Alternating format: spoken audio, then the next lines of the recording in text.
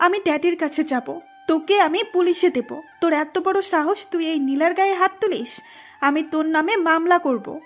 নীলার কথা শুনে আমার হাতির লাঠি দিতে আবারও সজোর একটা বাড়ি মেরে দিলাম নীলার পিঠে। ওই, আমি তোমার স্বামী, তোমার সাহস হয় কি করে আমার সাথে তুই করে কথা বলার? আপনি করে বলো, নাহলে বাসরাতে আমার আদর খাওয়ার বদলে আরও মার খেতে হবে তোমার। কিসের বাসর রাত, কিসের আদর? আমি তোর মতো ছোট লোককে নিজের বর হিসাবে কখনোই মানব না। আমি ড্যাডির কাছে যাব। চুপ, একদম চুপ। ভালো ভালো বলছি, একদম চুপ করো। ভালো বউয়ের মতো আমার কথা শোনো, নাহলে লাঠির বাড়ি একটাও নিচে পড়বে না। আমার কথা শুনে নীলার কান্নার আওয়াজ যেন আরও বেড়ে যায়। এর আগে কখনোই কারো হাতের মার খায়নি, তবে বাসরাতে যে তাকে বরের হাতে মার খেতে হবে এটা তার ভাবনার বাইরে ছিল। এই তো, তাহলে আপনাদেরকে শোনাই আসল ঘটনাটা কি। 30 মিনিট আগেই ঘটে যাওয়া যে ঘটনাটি। লাল টুকটুকে রঙের পাথরের কারুকাজ করা লম্বা লেহেঙ্গা আর লাল ওড়না পরে বধূ সাজে বসেছিল নীলা। আজকে সন্ধ্যায় তার বিয়ে হয়েছে। ড্যাডির মুখে শুনেছে অনেক বড় লোকের ঘরের ছেলের সাথে তার বিয়ে। ছেলেটা দেখতে বেশ হ্যান্ডসাম, যদিও এগুলো সব ওর বাবার মুখে শুনেছিল। আমাকে সে দেখেও নি একবারও, কারণ ওর বাবার উপর অগাধ বিশ্বাস ছিল তার। সদ্য বিবাহিত বরকে নিয়ে কত শত স্বপ্ন এঁকেছিল। বিয়ের পর কোথায় হানিমুনে যাবে, কোন 5 স্টার হোটেলে ক্যান্ডেল লাইট ডিনার করবে প্রতিদিন, কোন শপিং মল থেকে দামি দামি শপিং করবে, এসব নিয়ে আকাশ পাতাল ভেবেছিল নীলা। হঠাৎ নীলার ভাবনার ছেদ পড়ে দরজা খোলার শব্দে। নীলা এমনিতে অন্য মেয়েদের মতো খুব একটা লজ্জা পায় না, তবে বাসরাত বলে কথা, তাই না চাইলে একটু লজ্জা তো চলেই আসে। বরকে রুমে ঢুকতে দেখে মাথার গোমটাটা আরেকটু টেনে দিয়ে গুটিসুটি মেরে বসে রইল নীলা। নীলার সদ্য বিবাহিত বর নীলার সামনে এসে, মানে আমি তার সামনে গিয়ে রাগী গলায় বললাম, বাসর ঘরে বর রুমে ঢুকলে সালাম দিতে হয়, এটা কি তোমাকে বলে দেয়নি নীলা? আমার কণ্ঠ শুনে হকচকে উঠে মাথার গোমটাটা সরিয়ে ফেলে নিলাম, কারণ কণ্ঠটা ওর খুব চেনা। বরের বেশে আমাকে সামনে দেখে ওর মাথা যেন আকাশ ভেঙে পড়লো। আমার মধ্যে একজন গরিব ছোট লোকের সাথে ওর বিয়ে হয়েছে ভাবতে যেন পাগল হয়ে যাচ্ছে নীলা।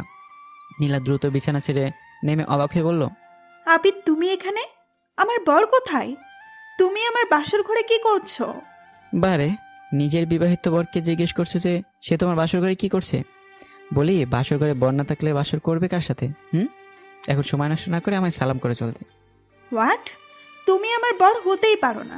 আমার তো বিয়ে হয়েছে বিশাল বড় লোকের ছেলের সাথে, আর তুমি তো একজন ফিকেরি। বলো আমার বর কোথায়? আমি আমার বরের কাছে যাব।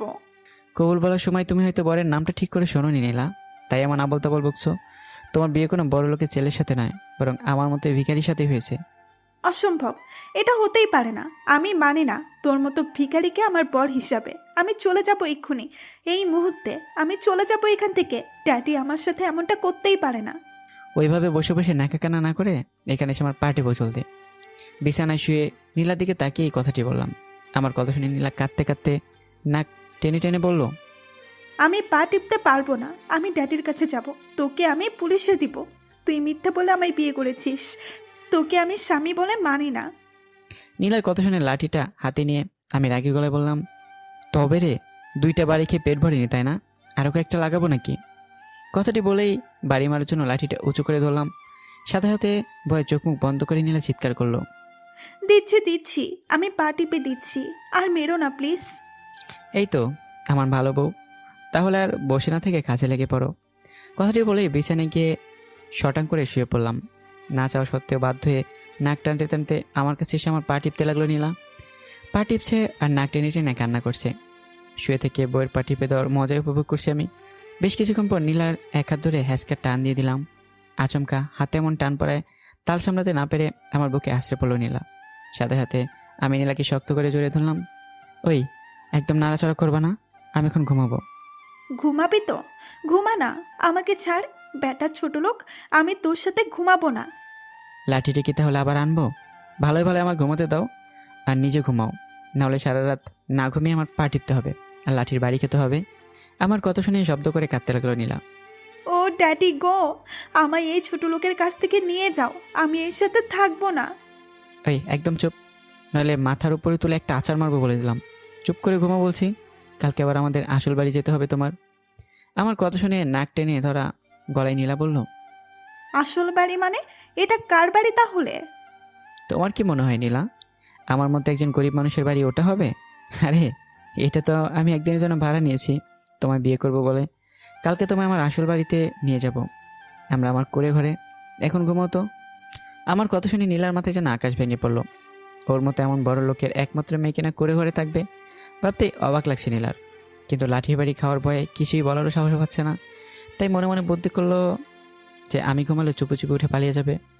মনে মনে এসব ভেবে ঘুমিয়ে পড়ার ভান ধরল নীলা। আমি নীলাকে পরম যত্নে বুকে নিয়ে ঘুমিয়ে পড়ি। মধ্যরাতে আস্তে করে চোখ খুলে আমার দিকে তাকালো নীলা। তখন বুঝতে পারলো যে আমি বেঘরে ঘুমোচ্ছি। খুব সাবধানে বিছানা ছেড়ে নেমে গেল নীলা। তারপর দৃঢ় পায়ে দরজার দিকে পা বাড়ালো। দরজার কাছে গিয়ে দরজার লক খোলার জন্য হাত বাড়াতেই নীলার হাতটা খপ করে ধরে ফেললাম। কি হলো জানেমান? সদ্য বিবাহিত স্বামীকে ছেড়ে বাসর না করে পালিয়ে যাচ্ছ? এটা কি করে মেনে নেই বলো? কে স্বামী? কিসের স্বামী? আমি তোর মতো একটা ছোট লোককে কখনোই আমার স্বামী হিসাবে মানব না। আমার স্বামী হওয়ার কোনো যোগ্যতাই নেই তোর মাঝে। কথাটি বলার সাথে সাথেই নীলাকে ঠাস করে একটা চর বসিয়ে দিলাম। আমার চর খেয়ে ফ্লোরে পড়ে গেল নীলা। আমি নীলার কাছে এগিয়ে গিয়ে চুলের মুঠি শক্ত করে ধরে নিজে দিকে ঘোরালাম। স্বামী হিসেবে যখন মানতেই পারবি না, তাহলে আমার সাথে ভালোবাসা নাটক করেছিলি কেন? কেন গ্রাম থেকে আসা একটা সহজ সরল ছেলের বুকে ভালোবাসার তীর মেরেছিলি? কেন আমি বারবার ইগনোর করার সত্ত্বেও আমার পিছু পিছু ঘুরে আমার মনে ভালোবাসার ফুল ফুটিয়েছিলি? আর কেন এবার বিনা দোষে তোর জন্য আমার জেল খাটতে হয়েছিল? উত্তর দে, উত্তর দে বলছি। কথাগুলো বলেই আমি আবারও নীলা গালে থাপ্পড় মারলাম। আমার হাতে মার খেয়ে নীলার ঠোঁট কেটে রক্ত পড়তে শুরু করলো। নীলা গালে হাত দিয়ে কেঁদে চলেছে একধারে। নীলার ঠোঁটে রক্ত দেখে নীলাকে কোলে তুলে নিলাম। নীলা মায়ের খাওয়ার ভয় আর কিছু বলছে না। কোলে করে বিছানে এনে বসিয়ে দিলাম নীলাকে। তারপর নীলার ঠোঁটের কাটা জায়গা পরিষ্কার করে দিয়ে আলতো করে একটা চুমুকে দিয়ে গম্ভীর করে বললাম, ঘুমিয়ে পড়ো, সকাল সকাল ঘুম থেকে উঠে রওনা দিতে হবে। আমার কথা শুনে নীলা চিল্লে কিছু বলতে যাবে, তার আগে আমি আবার বললাম, আর একটা কথা বললে তোমার জন্য ব্যাপারটা খুব খারাপ হয়ে যাবে নীলা। ভালো ব্যবহার করছি বলে ভেবো না আমি সে আগের মতোই ভালো সহজ সরল ছেড়ে আছি। আমার খারাপ রূপটা দেখতে না চাইলে চুপচাপ ঘুমিয়ে পড়ো। আমার কথা শুনে আর কিছু বলার সাহস পেল না। নীলা বাধ্য মেয়ের মতো ঘুমিয়ে পড়লো। আর আমি চলে গেলাম বেলকনিতে। বেলকনি গ্রিল ধরে আকাশের দিকে তাকিয়ে আছি। চোখ থেকে ঝরে পড়ছে কষ্টের অশ্রুধারা। আকাশের দিকে তাকিয়ে 1.5 বছর আগের অতীতে ডুব দিলাম। 1.5 বছর আগে গ্রাম থেকে খুব ভালো রেজাল্ট করে ঢাকা শহরে কলেজে পড়ার জন্য চোখে হাজার স্বপ্ন নিয়ে আসলাম। আমার মা আমি ছোট থাকতে মারা যান। সৎ মামাকে কষ্ট দেবে ভেবে আমার বাবার বিয়ে শাদী করেননি। সারাদিন রিক্সা ছেলে কোনো রকমে বাপ ছেলে মিলে সুখে সংসার ছিল। আমি আবির। আমার বাবা অনেক পড়াশোনা জানা ভালো শিক্ষিত লোক হলেও কেন যেন সে চাকরি করতে পারতো না, বরং রিক্সা ছেলে যা রোজগার করতো সেটা দিয়ে বাবা ছেলে বেশ ভালোভাবেই চলে যেত। বাবার কষ্ট হবে ভেবে আমি ঢাকায় পড়াশোনা করতে চাইনি, কিন্তু আমার বাবার জোরাজুরিতে ঢাকার কলেজে ভর্তি হওয়ার জন্য রাজি হই। গ্রাম থেকে ঢাকায় এসে নিজেকে খুব অসহায় লাগতো, কিন্তু বাবার স্বপ্ন পূরণ তো করতেই হবে। বাবাকে যে খুব ভালোবাসি আমি। ঢাকায় আসার পর আমার বাবার একজন পরিচিত লোকের বাসায় উঠি। লোকটা বেশ ভালো ছিল, আমাকে সে অনেক ভালোবাসতো। ঢাকায় এসে ঢাকার একটা নামি দামি কলেজে ভর্তি হই। রেজাল্ট ভালো থাকায় খুব একটা কষ্ট করতে হয়নি। আর আমি ঢাকায় এসে যার বাসে উঠি তার সাথে কলেজের প্রিন্সিপালের সম্পর্ক থাকায় আরও একটু উপকার হয়। আজ আমার কলেজে প্রথম দিন। কলেজে যাওয়ার জন্য একটা ঢোলা শার্ট, ঢোলা প্যান্ট, মাথা চুলে তেল লাগিয়ে চুল আছড়ে রেডি হয়ে নিই। তারপর কলেজে চলে যাই। কলেজে সবাই আমাকে দেখে বেশ হাসাহাসি করে, এক একজন এক এক খুব অপমানজনক কথা বলে, কিন্তু আমি সেগুলোকে গায়ে না লাগিয়ে মনোযোগ দিয়ে পড়াশোনায় ব্যস্ত হয়ে পড়ি। আমার তখন মাথায় একটাই চিন্তা ছিল, আর সেটা হলো বাবার স্বপ্ন আমাকে যে করে হোক পূরণ করতে হবে। ঢাকা শহরে আসার পর প্রায় 2 মাস কেটে যায়। এর মাঝে আমি শহর থেকে নিজেকে ঢাকা শহরের সাথে অনেকটাই মানিয়ে নিই। নিজের ড্রেস আপ অনেকটা চেঞ্জ করে ফেলি। আমাকেও তখন অনেকটা স্মার্ট লাগতো, কিন্তু আমি কলেজে কারোর সাথে কথা বলতাম না। সবসময় পড়াশোনার মাঝে নিজেকে ডুবে রাখতাম। আমি দেখতে 5 ফিট 10 ইঞ্চির মতো হাইট, গায়ের রং উজ্জ্বল শ্যাম, মায়াবী চোখ, চৌকার নাক, আর মুখে সবসময় মিষ্টি হাসি নিয়ে থাকি। আমার চেহারায় ছিল একটা নিষ্পাপ ভাব, আর বেশ হ্যান্ডসামও। পড়াশোনায় ভালো হয় অনেক মেয়েই আমার সাথে প্রেম করার জন্য এগিয়ে আসে, কথা বলতে চাইতো, কিন্তু আমি সবসময় নিজেকে গুছিয়ে নিতাম সবার থেকে। কখনো কোনো মেয়ের সাথে ইচ্ছে করে কথা বলতাম না। একদিন আমি কলেজের গেট দিয়ে কলেজে ঢুকতে একটি মেয়ে দৌড়ে এসে আমার উপর আছড়ে পড়ে। ঘটনার আকস্মিকতায় কিছু বুঝে ওঠার আগে মেয়েটিকে নিয়ে নিচে পড়ে যাই। হাতে বেশ ব্যথাও পাই। মেয়েটির দিকে না তাকিয়ে নিজের থেকে তাড়াতাড়ি মেয়েটিকে সরিয়ে দিয়ে উঠে দাঁড়াই। তারপর অন্যদিকে করে সরি বলে হনহন করে সেখান থেকে চলে যাই। আমি চলে গেলে পিছনে থাকা মেয়েটা এটা মানতে পারে না যে ওকে কেউ ইগনোর করে চলে গেল। ঢাকার বিশিষ্ট শিল্পপতির একমাত্র সুন্দরী মেয়ে নীলা। যেমন তার রূপ তেমনই তার অহংকারে ভরা, আর রাগটা যেন তার আকাশ ছোঁয়া। ওর দিকে না তাকিয়ে এভাবে চলে যাওয়াকে মেনে নিতে পারেনি নীলা। রাগে ফোঁস করতে থাকেও। আর তখন নীলার বান্ধবী অনু আর আঁকি এসে বলে, কি রে নীলা, এটা কি হলো বলতো?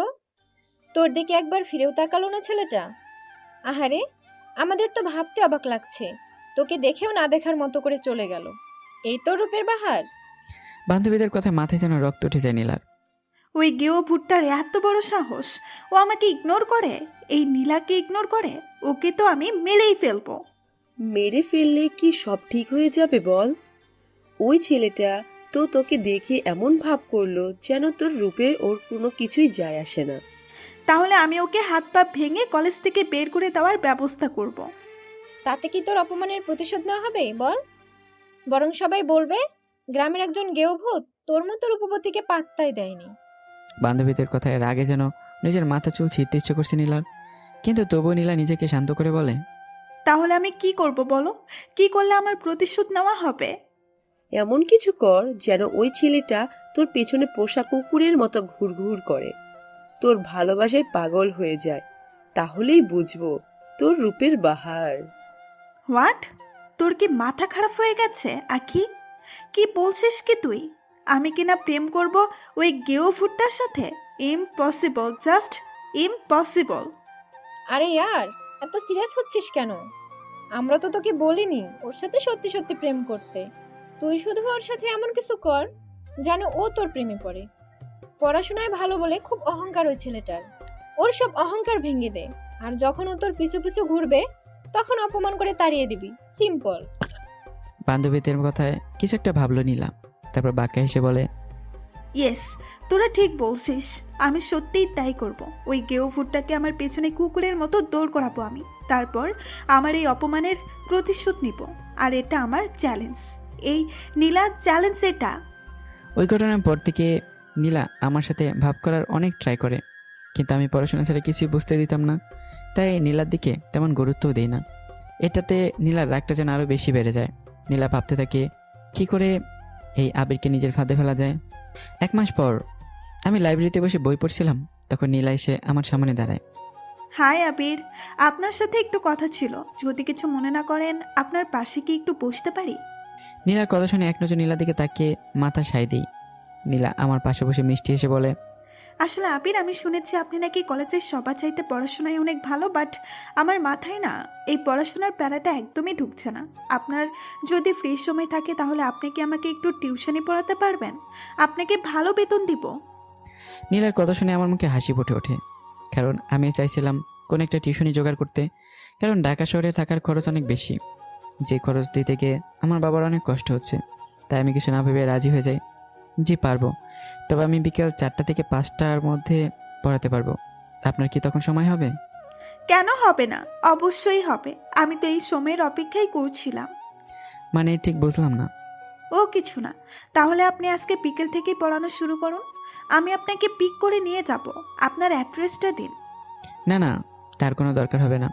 আপনি বলুন আপনি কোথায় পড়বেন, আমি সেখানেই সময় মতো চলে আসবো ইনশাল্লাহ। তারপর নীলা নিজের বাসার ঠিকানা আমাকে দিয়ে দেয়। নীলার বাবা বিজনেসের কাজে দেশের বাইরে থাকায় নীলার আরেকটু সুবিধা হয়। আমার মায়ের মতো নীলার মাও ছোটোবেলায় মারা গেছেন, তাই নীলাদের বাসায় কাজের লোক ছাড়া আর কেউ থাকতো না। বিকাল 4টার সময় নীলার বাসার সামনে পৌঁছে যাই। নীলাদের বাসার সামনে পৌঁছে একদম হা হয়ে যায়। বিশাল বড় নীলাদের বাড়ি, আর গেট দিয়ে ঢুকতে 4-5টা প্রাইভেট গাড়ি দেখতে পাই। বিশাল বড় দোতলা বাসা, বাসার সামনে অনেকটা বাগানের মতো করে ফুল গাছ লাগানো। আমি বেশ কিছুক্ষণ চারদিকে চেয়ে দেখতে থাকি। হঠাৎ নীলার ডাকে ধ্যান ভাঙে। আবির স্যার, আপনি এসেছেন? আসুন আসুন, ভেতরে আসুন। নীলার ডাকে পেছনে ফিরে তাকাই। নীলা কালো রঙের একটা সালোয়ার কামিজ পরে হালকা সাজে সেজে আছে, চুলগুলো ছেড়ে রাখা। অনেক সুন্দর দেখতে লাগছে নীলাকে। আমি নীলা দেখে কিছুক্ষণ তাকিয়ে থেকে চোখ নামিয়ে নেই, তারপর নীলার সাথে ভিতরে চলে যাই পড়ানোর জন্য। নীলা বেশ ভালোভাবেই পড়তে থাকে আমার কাছে। ওকে দেখে বা ওর কথা শুনে মনে হয় না যে ও এত বড় লোক পরিবারের মেয়ে। ড্রেস আপও পরে একদম সাদাসিধা। নীলার এমন ভালো আচরণ আর অহংকার মুক্ত দেখে আমার মনে একটা ভালো লাগে সৃষ্টি হয় নীলার জন্য। পড়ানো ছাড়াও নীলা দিনে 4 থেকে 5 বার ফোন করে কথা বলে আমার সাথে, এমনকি অনেক কেয়ারও করতে থাকে। মাস শেষে 10,000 টাকা তুলে দেয় আমার হাতে। আমি নিজে থেকে কখনো টাকা চাইনি, কিন্তু নীলা এমন ভাব করে যেন সে আমার কষ্ট কমানোর জন্য এমন করছে। এভাবেই কেটে যায় 3টি মাস। আমি নীলা এখন অনেকটাই কাছাকাছি চলে আসি। একদিন ছুটির দিনে নীলা আমাকে ফোন করে ওর বাসায় ডাকে। আমি খুশি হয়ে চলে যাই নীলার বাসায়। আমাকে অবাক করে দিয়ে নীলা খাঁটি বাঙালি মেয়েদের মতো করে শাড়ি পরে হালকা সাজে আমার সামনে আসে। আমি নীলাকে দেখে একদম পাথরে যাই। এমনিতেই আমার মাঝে ভালো লাগে কাজ করতে নীলার জন্য, কিন্তু সেই ভালো লাগে যে কখন ভালোবাসা হয়ে যায় আমি জানতেই পারি না। লাল পায়ের সাদা শাড়ি সুন্দর করে গ্রামের মতো করে পরেছে নীলা, সাথে কানে বড় বড় একজোড়া ঝুমকো, চোখে গাঢ় করে কাজল, কপালে ছোট্ট একটি লাল টিপ, গলায় লাল পাথরের নেকলেস, চুলগুলো খোপা করে তাতে লাল টকটকে গোলাপ গুজে রেখেছে নীলা। ঠোঁটে পড়েছে গাঢ় করে লাল লিপস্টিক, হাত ভর্তি লাল সাদা মিক্সড চুড়ি, সব মিলে একদম অসাধারণ দেখতে লাগছে ওকে। আমি নীলাকে এমন সাজে দেখে নিজের জায়গাতেই যেন জমে গেছে। নীলা গুটিসুটি পায়ে আমার সামনে এসে দাঁড়ায়। আমি এখনও যেন ঘোরের মাঝে রয়েছি। নীলা আমার সামনে হাতে চুড়িগুলো বাজিয়ে বলে ওঠে, কি হলো আবির, কিছু বলবে না আমায়? শুধু কি হা করে দেখেই যাবে? আমার বুঝি লজ্জা করছে না? নীলার কথায় ধ্যান ভাঙে। আমি বেশ কিছুটা লজ্জা পেয়ে নীলার দিকে থেকে চোখ সরিয়ে নেই। তারপর হালকা কিসে বললাম, আমায় তুমি ডেকেছো কেন নীলা? আর তুমি আমায় সেনা ডেকে নাম ধরে ডাকছো কেন, তাও আবার তুমি করে বলে? আমার কথায় নীলা লজ্জা পাওয়ার ভাব করে বলে, তুমি কি সত্যিই বুঝতে পারছো না আবির? তাহলে শোনো, আমি তোমায় ভালোবাসি আবির। কলেজে প্রথম দেখাতেই তোমার প্রেমে পড়ে যাই আমি। আমার মন প্রাণ অস্তিত্ব জুড়ে শুধু তোমারই বসবাস। প্লিজ আবির, আমায় ফিরিয়ে দিও না। আজকের এই শ্বাস আমি শুধু তোমার জন্য, আমার আবিরের জন্য সেজেছি। প্লিজ আবির, আমার ভালোবাসা গ্রহণ করো। তুমি আমায় গ্রহণ না করলে যে আমার আত্মহত্যা করা ছাড়া কোনো উপায় থাকবে না। নীলার কথা শুনে আমি মুখটা শুকিয়ে যায়, কারণ আমি যে একদিনই নীলাকে ভালোবেসে ফেলেছি। এ তুমি কি বলছো নীলা? এটা হয় না। কোথায় তুমি আর কোথায় আমি? আমি সামান্য একটা রিক্সাওয়ালা ছেলে, আর তুমি এত বড় লোক ঘরের একমাত্র মেয়ে। আমার সাথে তোমায় কিছুতে যায় না, এটা অসম্ভব। আমার কথা শুনে চট করে আমাকে জড়িয়ে ধরে নীলার এমন আচরণে অবাক হয়ে যাই। প্লিজ আবির, এভাবে বলো না। তোমার জন্য আমি সব করতে পারি। আমি আমার সব কিছু ছেড়ে তোমার সাথে চলে যাব। দরকার হলে একবেলা খাবো তো একবেলা না খেয়ে থাকবো, তবুও আমি তোমায় চাই আবির। নইলে আমি আর বাঁচতে পারবো না। তোমায় ছাড়া মরে যাবো আমি। নীলার কথা শুনে আর না করতে পারলাম না। আমি নীলাকে বুকে জড়িয়ে নিই। তখনও আমি জানতাম না আমার জন্য নীলা ঠিক কী প্ল্যান করে রেখেছে। এভাবেই কেটে যায় আরও 10 দিন। এই 10 দিনে নীলা পুরোপুরিভাবে আমার বিশ্বাস জিতে নেয়। নীলা আমাকে বলে কলেজের মাঠে সবার সামনে আমাকে প্রপোজ করতে। আমি ভালোবাসার বিশ্বাসের কারণে রাজি হয়ে যাই। সেদিন ছিল কলেজে নবীনবরণ অনুষ্ঠান। আমি লাল টুকটুকে একগুচ্ছ গোলাপ হাতে কলেজের সবার সামনে নীলাকে সামনে গিয়ে দাঁড়াই। তারপর হাঁটু গেড়ে বসে পড়ি নীলার সামনে। সকলের সামনে নীলাকে প্রপোজ করি। আমার মনে ছিল অপরিণত ভালোবাসার বিশ্বাস, কিন্তু আমার সেই বিশ্বাস এক নিমিষে মাটির সাথে মিশিয়ে দেয় নীলা। আমার হাত থেকে ফুলগুলো নিয়ে জোরে ছুরি মারে আমার মুখে। তোর সাহস কি করে হয় একজন রিক্সাওয়ালার ছেলে হয়ে আমায় এই নীলাকে প্রপোজ করার? আমার পায়ের জুতার যে দাম, সে দামও নাই তোর। আর তুই কিনা এসেছিস সেই নীলাকে প্রপোজ করতে? এত বড় বুকের পাটা তোর! নীলার আমার আচরণে আমার পায়ের নিচের মাটি যেন সরে যায়। নিজের কানকে বিশ্বাস করতে পারছি না। এসব তুমি কি বলছো নীলা? তোমার কি শরীর খারাপ লাগছে? কি হয়েছে জান, তুমি এমন করছো কেন? How dare you, you idiot! তোর সাহস হয় কি করে আমার সাথে তুমি করে কথা বলার, আমার নাম ধরে ডাকার? তোর চাইতে আমার বাসার চাকর চাকরানিও বেশি বড় লোক, আর তুই কিনা এসেছিস আমায় প্রপোজ করতে? নীলা কথাগুলো বলতে বলতে সেখানে সে হাজির হয় 4-5 জন পুলিশের লোক। পুলিশকে দেখে নীলা বলে, স্যার, আপনারা এসেছেন? আমি আপনাদের ফোন করেছিলাম। এই যে গেও ছেলেটাকে দেখছেন, এই ছেলেটা আমার দামি গলার হার চুরি করেছে। আপনি ওকে গ্রেফতার করুন। ওর পকেট চেক করলে আপনারা হারটা পেয়ে যাবেন। নীলার কথা যেন মাথায় আকাশ ভেঙে পড়ে। কারণ নীলা যখন আমাকে বলে কলেজের মাঠে ওকে প্রপোজ করার জন্য, তখন নীলা একটা দামি হার আমাকে দিয়ে বলে এটা যেন আমার নিজের কাছে রাখি, কলেজে আসলে নিয়ে নেবে। আমি তখন ভাবতে পারিনি নীলা আমার সাথে এমন একটা কাজ করবে। পুলিশের লোকেরা আমার পকেট থেকে হারটা পায় আর আমাকে গ্রেপ্তার করে নিয়ে যায়। যাওয়ার সময় আমার চোখ থেকে টপটপ করে পানি পড়ছিল। বিশেষ ভাঙার কষ্ট হয়েছে কতটা বেশি আমি সেটা বুঝতে পারছিলাম। কিন্তু কলেজের মাঠ জুড়ে তখন পড়ছিল হাসাহাসির রোল। জেলখানাতে থাকা অবস্থায় নীলা আসে আমার কাছে। নীলাকে দেখে আমি ভেবেছিলাম নীলা হয়তো নিজের ভুল বুঝতে পেরে আমাকে ছাড়াতে এসেছে। কিন্তু নীলা সেদিন বলে ও আমার পর প্রতিশোধ নেওয়ার জন্য ওদের বান্ধবীদের সাথে বাজি ধরে আমার সাথে প্রেমের অভিনয় করেছে। আমি সেদিন একটা কথা বলিনি নীলাকে, শুধু ঘৃণা পড়া অসহায় চোখে তাকিয়েছিলাম নীলার দিকে। নীলা চলে যাওয়ার একটু পরে আমার কাছে খবর আসে আমি জেলখানায় শুনে আমার বাবা হার্ট অ্যাটাক করে মারা গেছেন। আমি প্রায় পাগল হয়ে যাই আমার বাবার মৃত্যুর শোকে। একমাত্র নীলার কারণে আমার বাবার স্বপ্ন পূরণ করতে পারিনি আমি। বাবাকে হারাতে হয়েছিল সেদিন, সেদিন আমি মনে মনে প্রমিস করি নীলা সব অহংকার আমি চুরমার করে দেব, নীলাকে একজন প্রকৃত বাঙালি বউ বানাবো। বেলকনিতে দাঁড়িয়ে অতীতের কথাগুলো নিয়ে ভাবছিলাম। আমার চোখ দুটো বারবার ভিজে যাচ্ছিল অসম্ভব কষ্টে। এতক্ষণ তো আপনারা অতীত সম্পর্কে শুনলেন, এবার আসুন তাহলে গল্পের বর্তমানে ফেরা যাক। বেলকনিতে দাঁড়িয়ে থাকতে থাকতে ভোর 4:30। মুখের উপর ঠান্ডা পানি ঝাটকা লাগায় ঘুম ভাঙে নীলার। ঘুম ভাঙতে লাফিয়ে উঠে বসে নীলা, তারপর চোখ ডলতে ডলতে বলে, how dare you, you stupid! কি করলে কি এটা? এভাবে আমার মুখে পানি ছুঁড়ে মারার মানে কি? নীলার কথা শুনেই আমি ওর পাশে দাঁড়িয়ে বললাম, নীলার কথা শুনে গত রাতে সেই লাঠিটা উঠিয়ে নিলাম আবার। আমার হাতে লাঠি দেখে রাতের কথা মনে পড়ে গেল নীলার। ভয়ে নীলা শুকনো ঢোক গিলে বলল, কি কি করবে তুমি? আমাকে এত রাতে ঘুম থেকে তোলার মানে কি? এত রাত নয়, বরং ভোর বলো। আর আমি তোমায় তুলেছি কেন তুমি এখন ফ্রেশ হয়ে এসে নামাজ পড়বে। তাই যাও, বিছানা থেকে নেমে কাপড় পাল্টে উজু করে এসে নামাজ পড়ো। আমার কথা শুনে নীলা বুড়ো কুচকে বলল, নামাজ? কিন্তু আমি তো জীবনেও কখনো নামাজ পড়িনি, আর নামাজ পড়তেও জানি না। আমি নামাজ পড়বো না, আমি ঘুমাবো। কথাটি বলে যে না শুয়ে পড়তে গেল নীলা। সাথে সাথে আমি নীলার পিছনে একটা বাড়ি মেরে দিলাম। নীলা চিৎকার করে উঠে নাকে কাঁদতে শুরু করলো।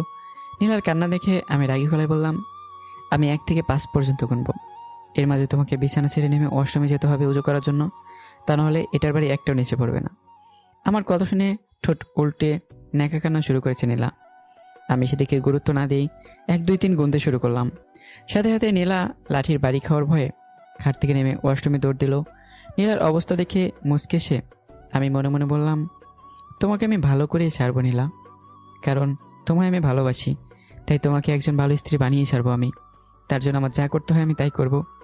ওয়াশরুমের বাইরে দাঁড়িয়ে দরজায় টোকা দিলাম, নামাজের ওয়াক্ত শেষ হয়ে যাচ্ছে, জলদি ফ্রেশ হয়ে বের হও। আমার কথা শুনে দাঁতে দাঁত কিরমির করে নীলা মনে মনে বলল, একবার শুধু তোর হাত থেকে মুক্তি পেয়ে নেই আবির, তারপর তুই বুঝবি এই নীলা তোকে কি করতে পারে। নীলার গায়ে তুই যে হাত দিয়ে আঘাত করেছিস, সেই হাত কুচি কুচি করে না কাটতে পারলে আমার নামও নীলা নয়। মনে মনে আমি বকাবকি বন্ধ হয়ে থাকলে এখন জলদি বের হয়ে নীলা, নামাজের ওয়াক্ত শেষ হয়ে যাবে। আমার কথা শুনে এতক্ষণে নীলার মনে হলো ও ওয়াশরুমে আসার আগে কোনো ড্রেস নিয়ে আসেনি।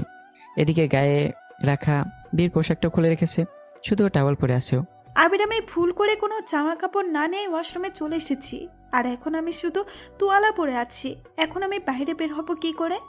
নীলার কথা শুনে আমি তার ব্যাগ থেকে একটু অনেক সুন্দর সুন্নতি পোশাক আর পাজামা ওড়না বের করে ওয়াশরুমের দরজায় টোকা দিয়ে বললাম, দরজাটা একটু খোলো, আমি তোমার জন্য পোশাক এনেছি, সেগুলো নিয়ে পরে নাও। ভয় নেই, আমার এখন তোমাকে দেখার কোনো মুড নেই, তাই সময় নষ্ট না করে পোশাকটা নাও। আমার কথা শুনে না চাওয়া সত্ত্বেও হালকা একটু দরজা খুলে নিলাম। তারপর আমার হাত থেকে এক ঝটকায় কাপড়গুলো নিয়ে দরজাটা লাগিয়ে দিল। নীলার অমন করা কাজ দেখে মুচকে আসলাম। নীলা আমার কাপড়গুলো ভালো করে দেখে নাক ছিটকে বলল, ছি, কি এগুলো? এই 2 পয়সার পোশাকগুলো কে পরবে? আমি বাবা এসব পরতে পারবো না। আমার জিন্স আর টপ কই? আজ থেকে তুমি এগুলোই পরবে নীলা, একজন মুসলমান মেয়ের এটাই হলো আসল পোশাক। জিন্স টপসের কথা ভুলে যাও। ইম্পসিবল, আমি এগুলো কিছুতেই পরতে পারবো না। আমার জিন্স আর টপ চাই। ওকে ফাইন, তোমাকে কিছু পড়তে হবে না, তুমি টাওয়াল পরে বাইরে এসো, তারপর কাল রাতে যেটা হয়নি সেটা এখন করব। কাল রাতে যেটা হয়নি মানে? কিসের কথা বলছো আবির? কাল রাতে যেটা হয়নি মানে বুঝুনি? বাইরে থেকে আমার কথা শুনে চোখ বড় বড় করে চিৎকার করে নীলা বলে উঠলো, পড়ছি, আমি এক্ষুনি এগুলো পড়ছি। এই তো গুড গার্ল, এখন তাড়াতাড়ি এগুলো পরে উজু করে এসে নামাজ পড়ে নাও, জলদি। আমার কথা শুনে নীলার কোনো উপায় না পেয়ে আমার দা পোশাকগুলো পরে নিল, তারপর উজু করে বাইরে বেরিয়ে এলো। নীলাকে এখন দেখতে একদম অন্যরকম লাগছে। ঢিলে ঢালা হলুদ রঙের সুন্নতি পোশাক, সাথে মাথায় পাতলা ওড়না, একদম ভদ্র নেককার মেয়ের মতো দেখতে লাগছে। আমি বেশ কিছুক্ষণ নীলার দিকে তাকিয়ে থেকে বললাম, এখন যাও, ওইখানে জায়নামাজ রাখা আছে, নামাজ পড়ে নাও। আমার হাতে এখনও সে লাঠিটা আছে, যেটা দেখে নীলা আর কিছু বলার সাহস পেল না, তাই বাধ্যমের মতো জায়নামাজ বিছিয়ে নামাজ পড়তে বসলো। ছোটোবেলায় নীলার মা বেঁচে থাকাতে নীলাকে অজু করে নামাজ পড়া সব শিখিয়েছিলেন, তাই নামাজ পড়তে খুব একটা অসুবিধা হলো না নীলার। নামাজের মাঝে ঘুমে বারবার ঢুলে পড়তেছিল নীলা, কিন্তু পারলো না। এটা দেখে আমি অন্যদিকে তাকিয়ে হালকা হাসলাম। তারপর বললাম, আজ তুমি ঘুমের ঘরে আমার মাইটের ভয়ে অনিচ্ছা নামাজ পড়লে। খুব তাড়াতাড়ি তোমার জীবনে সেই দিন আসবে যেদিন তুমি ইচ্ছাকৃতভাবে নামাজ পড়বে, তাও আল্লাহর ভয়ে, ইনশাআল্লাহ। কথাগুলো আনমনে ভেবেই একটু হাসলাম আমি মনে মনে। নীলার নামাজ শেষ হলে নাক ভুলিয়ে জায়নামাজের ওপরে বসে রইল নীলা। নীলাকে বসে থাকতে দেখে বললাম, এভাবে বসে না থেকে নিজের সব জিনিসপত্র গুছিয়ে নাও। তারপর টেবিলে শুকনো খাবার রাখা আছে, সেগুলো খেয়ে নাও। আমাদের বের হতে হবে, বাড়ি যেতে হবে তো। আমি কোথাও যাব না। আমি বাসায় যাব, আমার ড্যাডির কাছে যাব। তোকে আমি পুলিশে দেব, খুন করব তোকে আমি। চুপ একদম, নাহলে এমন মাইট দিব যে নিজের নামটা ভুলে যাবে। প্রস্তুত হয়ে নাও, সামনে তোমাকে নতুন জীবন পার করতে হবে, যে জীবন তোমার জন্য মোটেও ভালো হবে না। আমার ধমক খেয়ে চুপসে গেল নীলা, কারণ আমার হাতে থাকা লাঠিতে দেখে ভয়ে বারবার ঢোক গেলছে। নীলার কথা না বেরিয়ে চুপচাপ এসে টেবিলে রাখা খাবারের প্যাকেটগুলো খুলল। প্যাকেটের মাঝে রুটি আর আলুর দম দেখে নাক ছিটকে বলে উঠল নীলা, এ মাছি, এগুলো কি খাবার?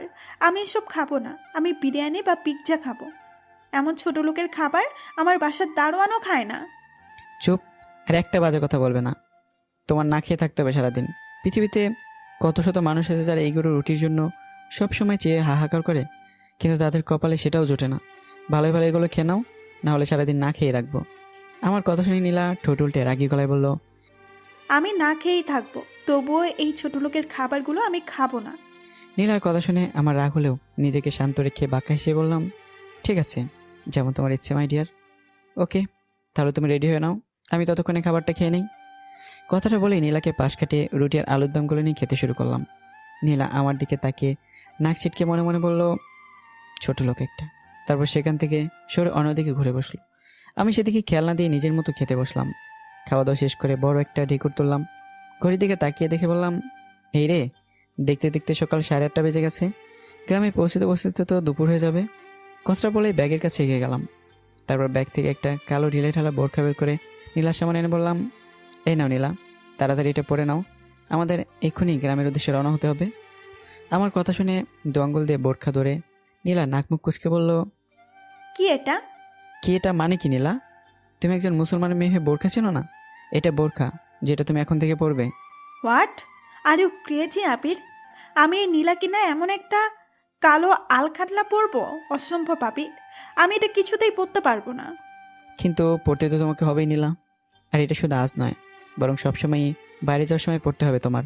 কারণ আমি চাই না আমার একমাত্র আদরের বই সৌন্দর্য আমি ছাড়া অন্য কেউ দেখুক। তাই বেশি কথা না বলে দ্রুত এটা পরে রেডি হয়ে নাও, আমাদের দেরি হয়ে যাচ্ছে। এটুকু বলেই বোরখাটা ছুঁড়ে মারল নীলা। সাথে সাথেই নীলাকে থাপ্পড় বসিয়ে দিলাম। আমার থাপ্পড় খেয়ে বিছানা থেকে থুবড়ে পড়লো নীলা। তখনই নীলার হাত ধরে টেনে তুলে বললাম, ভালোই ভালো কথা বললে তোর গায়ে লাগে না তাই না? তোর সাহস হয় কী করে বোরখাটা ছুঁড়ে ফেলার? তুই জানিস না পর্দা মুসলিম নারীদের জন্য ফরজ করা হয়েছে? আর তুই কেন সেই পর্দা করার বস্তুকে ছুঁড়ে ফেলেছিস? আজকের পর আর কখনো বোরখার সাথে এমন অবমাননা করলে তুই ভাবতে পারবি না আমি তোর কী হাল করব। পর বলছি এটা, জলদি করে পর। আমার হাতে থাপ্পড় খেয়ে ভ্যাবে করে কাঁদতে লাগলো নীলা। তারপর আর কোনো উপায় না পেয়ে বোরখাটা পরে নিল আর মনে মনে বুদ্ধি পাকালো, একবার শুধু এই বাসা থেকে বের হয়ে নেই, তারপর তোকে কি করে সাহায্য করতে হয় আমি দেখে নিব আবির। তোকে যদি আমি গণপিটুনি খাইয়ে না পেরেছি, তাহলে আমার নামও নীলা নয়। মনে মনে কথাগুলো ভাবতেই আমি নীলার দিকে তাকিয়ে বললাম, তোমার শেষে বালি মাই সুইটহার্ট। তুমি ভুল করে ভেবো না এই বাসা থেকে বেরিয়ে তুমি কোনো সিনক্রেট করবে, তাহলে তোমার জন্য ব্যাপারটা একটু ভালো হবে না। কারণ তুমি এখন যে ড্রেসটা পরেছো বোরখার নিচে, সেই ড্রেসটার ভিতরে চেনের ভিতরে 2টা তেলাপোকা আর 6-7টা চেলা পরে রাখা আছে। তুমি যদি রাস্তায় একটু বাড়াবাড়ির চেষ্টা করো, তাহলে আমি এই ছোট্ট রিমোটটা টিপে দেবো আর সেগুলো চেন খুলে বেরিয়ে তোমার সারা শরীরে দৌড়ে বেড়াবে। আমার কথা শুনে ভয়ে একটা চিল্লানি দিয়ে দিল নীলা। নীলা চিল্লানি থামানোর জন্য আমি হঠাৎ করে নীলার ঠোঁটে ঠোঁট বসালাম। তারপরে নীলা কিছুক্ষণ চুপ করে তারপর শান্ত হলে নীলাকে ছেড়ে দিয়ে বাঁকা হেসে বললাম, আগে বললেই হতো যে তুমি এখন বরের আদর খেতে চাও, শুধু শুধু এমন চিল্লানো কি ছিল? আমার কথা শুনে নীলার শরীর যেন রাগে দুঃখে জ্বলে যাচ্ছে। নীলা বুঝতে পেরেছে আমার কথা শোনা ছাড়া আর কোনো উপায় নেই। তাই নীলা আর কিছু না বলে রাগে সাপের মতো ফুসফুস করতে করতে আমার সাথে রওনা হলো। বাসা থেকে বের হইতে বাসার সামনে একটা সিএনজি দাঁড়ানো দেখতে পেল নীলা। আমি নীলার হাত ধরে গিয়ে সিএনজিতে বসিয়ে দিলাম আর নীলার পাশে নিজেও বসলাম। সিএনজি চালক আমার দিকে তাকিয়ে বলল, কিরে আবির, ভাবির মুখটা একটু দেখতে দিবি না? এভাবে পর্দা করে নিয়ে যাচ্ছিস যে, নিজের বন্ধুর কাছেও বউটা লুকাবি? লোকটির কথা শুনে আমি নীলার দিকে তাকিয়ে হেসে বললাম, কি করব বলো, আমার বউটা অনেক পর্দাশীল ও নেককার, তাই স্বামী ছাড়া নিজের সৌন্দর্য আর কারো কাছে প্রকাশ করতে চায় না। তুই চল, দেরি হয়ে যাচ্ছে। আমার কথা শুনে রাগে ফোঁস করতে করতে নীলা আর কিছু বলবে, আমি হাতের রিমোটটা নীলাকে দেখালাম। সাথে সাথে ভয়ে চুপসে গেল নীলা আর চুপচাপ স্থির হয়ে বসে রইল। প্রায় 3 ঘন্টা জার্নি করার পর গ্রামে এসে পৌঁছালাম নীলাকে নিয়ে। সিএনজি থেকে নেমে সিএনজি চালককে চলে যেতে বললাম। তারপর নীলার হাত ধরে নিয়ে হাঁটতে শুরু করলাম। নীলা যেন নিজেকে বন্দি পাখির মতো মনে হচ্ছে। ভয়ে কিছু বলতে পারছে না, কারণ আমি বারবার নীলাকে ওই রিমোট টেপার হুমকি দিচ্ছি। এদিকে গরমে ঘেমে একাকার নীলার অবস্থা। একটুখানি পথ হেঁটেই ধপ করে নিচে বসে পড়লো নীলা। তারপর কাঁদো কাঁদো গলায় বলল, আমি আর হাঁটতে পারবো না, আমার পা ছিলে গেছে। ও মা গো! নীলাকে বসতে দেখে আমি হাঁটু ভেঙে বসে নরম গলায় বললাম, সরি সোনা, খুব কষ্ট হচ্ছে তাই না? কিন্তু কি করবো বলো, এটা তো গ্রাম, এখানে তো তোমায় আমি কোলেও নিতে পারবো না, লোকে খারাপ বলবে। তাই একটু কষ্ট করে হাঁটো, আমরা প্রায় এসেই গেছি। আমার কথা গায়ে কাটার মতো বেছে নীলার, কিন্তু ভয়ে কিছু বলতে পারছে না। এদিকে দুপুর গড়িয়ে যাচ্ছে, প্রচণ্ড রোদও উঠেছে। আমি নীলার হাত ধরে আবারও হাঁটতে শুরু করলাম। কিছুক্ষণের মাঝে একটি নিরিবিলি জায়গায় একটা বাড়ির সামনে গিয়ে পৌঁছালাম। বাড়িটার আশেপাশে কোনো বাড়ি নেই, আছে বেশ দূরে দূরে। বাড়িটা টিনের তৈরি হলেও অসম্ভব সুন্দর ও বড় বাড়ি। গেটের তালা খুলে নীলাকে নিয়ে ভিতরে গেলাম। তারপর ভিতর থেকে গেটে তালা আটকে দিলাম। রঙিন টিন দিয়ে বাউলা করে তোলা 4 রুম বিশিষ্ট বাড়ি। বাড়িটির ডোয়া মেঝে প্লাস্টার করা। ঘর থেকে বেরিয়ে ডান পাশে রয়েছে রান্নাঘর, আর বাম পাশে বাথরুম ও টয়লেট। বাড়ির উঠোনটা অনেক বড়।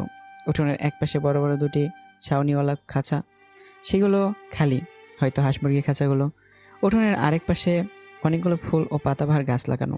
বাড়ির পিছনে নানা রকমের ফলমূল ও সবজির বাগান, সাথে বড় একটা পুকুর। পুকুরে মাছও আছে। গেটে তালা দিয়ে নীলার দিকে তাকিয়ে আমি আবার হাতে রিমোটটা তুলে ধরে তাতে টিপ দিয়ে বললাম, এই নাও সুইটার্ট। আমি রিমোটটি টিপে দিয়েছি। আমি বলতে দেরি, কিন্তু নীলার চিৎকার করে নিজের বোরখাটা খুলে ছোটাছুটি করতে দেরি হলো না। নীলা চিৎকার করতে করতে নিজের বোরখা খুলে ছুঁড়ে ফেলে জামা খোলার জন্য পাগল হয়ে গেল। ওর যেন কোনো হুঁশই নেই। আমি আস্তে আস্তে গিয়ে নীলাকে বুকের সাথে জড়িয়ে ধরে বললাম, শান্ত হও নীলা, শান্ত হও। এই জামার মাঝে কিছুই নেই, আমি তো এমনি ভয় দেখিয়েছি, শান্ত হও। আমার কথা শুনে ছোটাছুটি বন্ধ করে শরীরের সব শক্তি দিয়ে আমাকে ধাক্কা দিয়ে নিজে থেকে সারিয়ে নিল নীলা। তারপর কাঁদতে কাঁদতে দাঁত কিরমির করে বলল, আবির, তুই কাল থেকে আমার সাথে যে অন্যায়গুলো করে চলেছিস তার শাস্তি তুই পাবি। আমি তোকে ছাড়বো না। আর একটু হলে আমি সত্যি হার্ট অ্যাটাক করে মারা যেতাম। তুই কেন করলি আমার সাথে এমন? আমি ড্যাডির কাছে যাব, থাকবো না তোর সাথে এক মুহূর্তেও না। নীলার কথা শুনে আমি শান্ত গলায় বললাম, সরি সুইটহার্ট, তুমি তো আমার কাছ থেকে আর কোথাও যেতে পারবে না। তোমার ইচ্ছে হোক আর অনিচ্ছেই হোক, তোমাকে আমার কাছে এখানেই থাকতে হবে। আর আমি যা বলবো সেই মতোই চলতে হবে, কারণ তোমার পালানোর সব রাস্তা আমি বন্ধ করে রেখেছি। আমার কথা শোনার আগে ফুসফুস করতে লাগলো নীলা।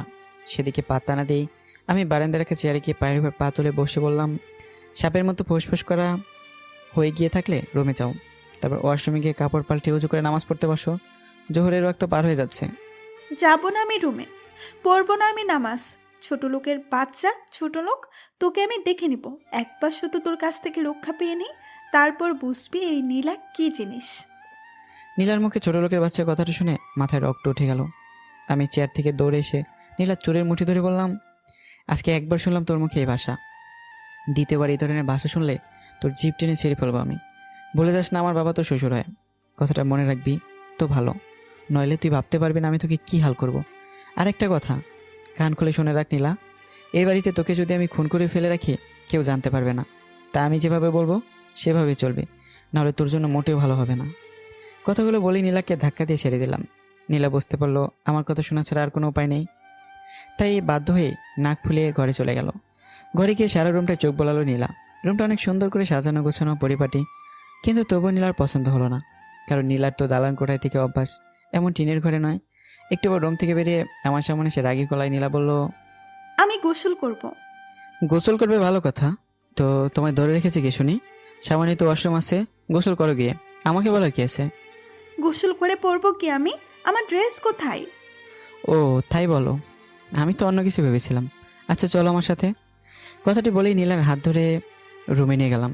তারপর আলমারি খুলে নীলাকে বললাম, এখানে তোমার জন্য অনেক কাপড় চোপড় আর শাড়ি রাখা আছে, যেটা খুশি পরতে পারো। ইস, এগুলো জামা কাপড় হলো? সবগুলোই তো কেমন ঢিলে ঢালা ছোট লোকদের পোশাক। আমি জিন্স আর ফতুয়া পরবো। একবার বললে কি তোমার কথা গায়ে লাগে না, নাকি তুমি কম শোনো? তোমায় আমি কাল কি বলেছিলাম রাতে, যে তোমার ওসব জামা কাপড় পরা চলবে না, তোমাকে এগুলোই পরতে হবে, তা না হলে কিছু না পরেই থাকো, আমার কোনো সমস্যা নেই। কথাটি বলে একটু মুচকি হাসলাম। আমার কথা শুনে নীলা নাক ছিটকে আমার দিকে তাকিয়ে কয়েকটা জামা কাপড় আর টাওয়াল নিয়ে ওয়াশরুমে চলে গেল। ওয়াশরুমটা অনেক সুন্দর, একদম শহরের মতো ভিতরটা, খুব সুন্দর টাইলস করা। ওয়াশরুমের ভিতর নীলা যে জিনিস ব্যবহার করে সবই আছে, বডি ওয়াশ থেকে শুরু করে নীলার পছন্দের শ্যাম্পু। নীলা কিছুটা অবাক হয়ে গোসল করতে শুরু করলো, আর মনে মনে ফোন দেখতে শুরু করলো এখান থেকে কি করে পালানো যায়। গোসল শেষ করে জামা কাপড় পরতে গিয়ে থমকে গেল নীলা, কারণ ও আমার উপর রাগ করে ভুলে জামা কাপড় না নিয়ে পেটিকোট, ব্লাউজ আর একটা খয়েরি রঙের শাড়ি নিয়ে এসেছে। কি করবে ভাবতে ভাবতে সেগুলো পরে নিল নীলা।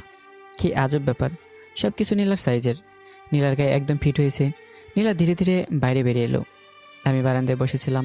নীলা বেরোতে বেশ কিছুক্ষণ নীলার দিকে হা হয়ে তাকিয়ে রইলাম। নীলা মাথা নিচু করে দাঁড়িয়ে আছে। কিছুক্ষণ তাকিয়ে থেকে জোরে শব্দ করে হো করে হেসে দিলাম। কিছুক্ষণ হাসার পর হাসি থামিয়ে বললাম, তুমি এটা কি পড়ছো নীলা? এটাকে শাড়ি পরা বলে নাকি কাপড় পেঁচানো? আমার কথা শুনে নীলা ঠোঁট উল্টিয়ে রাগী গলায় বলল, আমি কি কখনো নিচে নিচে শাড়ি পরেছি নাকি? আমি শাড়ি পরতে পারি না, তাই যেভাবে পরেছি সেভাবে পরেই বেরিয়ে এসেছি। আগে কখনো শাড়ি পরলে পার্লার থেকে লোকের সামনে শাড়ি পরিয়ে দিয়ে যেত। নীলার কথা শুনে আরও কিছুক্ষণ হেসে নিয়ে আমি নীলার কাছে গিয়ে নীলাকে আচমকাই কোলে তুলে নিলাম। নীলা চিৎকার দিতে চাইলে আমি চোখ গরম করে নীলার দিকে তাকালাম। নীলা ভয় আর কিছু বলল না। নীলাকে কোলে নিয়ে গিয়ে রুমে নামিয়ে দিলাম। তারপর নীলার দিকে তাকিয়ে নরম গলায় বললাম, শাড়িটা খোলো নীলা। আমার কথা শুনে চোখ বড় বড় করে আমার দিকে তাকিয়ে নীলা বলল, শাড়ি খুলবো মানে? কি কি কি বলতে চাও তুমি? আরে বাবা, তুমি যা ভাবছো তা নয়। তুমি শাড়িটা পরতে পারো নি, তাই শাড়িটা খোলো, আমি ঠিক করে পরিয়ে দিচ্ছি তোমায়। তুমি শাড়ি পরাতে পারো? আমি সবই পারি। এখন কথা না বেরিয়ে শাড়িটা খোলো দেখি। আর ভয় নেই, আমি কিছু দেখব না। আর দেখলেই বা কি, আমি তো তোমার একমাত্র বর। আস্তে করে কথাটা বললাম। আমার কথা শুনে নীলা বুড়ো কুসকি বলল, কিছু বললে? কই, কিছু বলিনি তো। নীলার কথা না বাড়িয়ে টাওয়াল দিয়ে নিজেকে ডেকে শাড়িটা খুলে দিল। আমি অনেক যত্ন সহকারে শাড়িটা পরিয়ে দিলাম নীলাকে। নীলা অবাক চোখে সারাক্ষণ তাকিয়ে রইল আমার দিকে।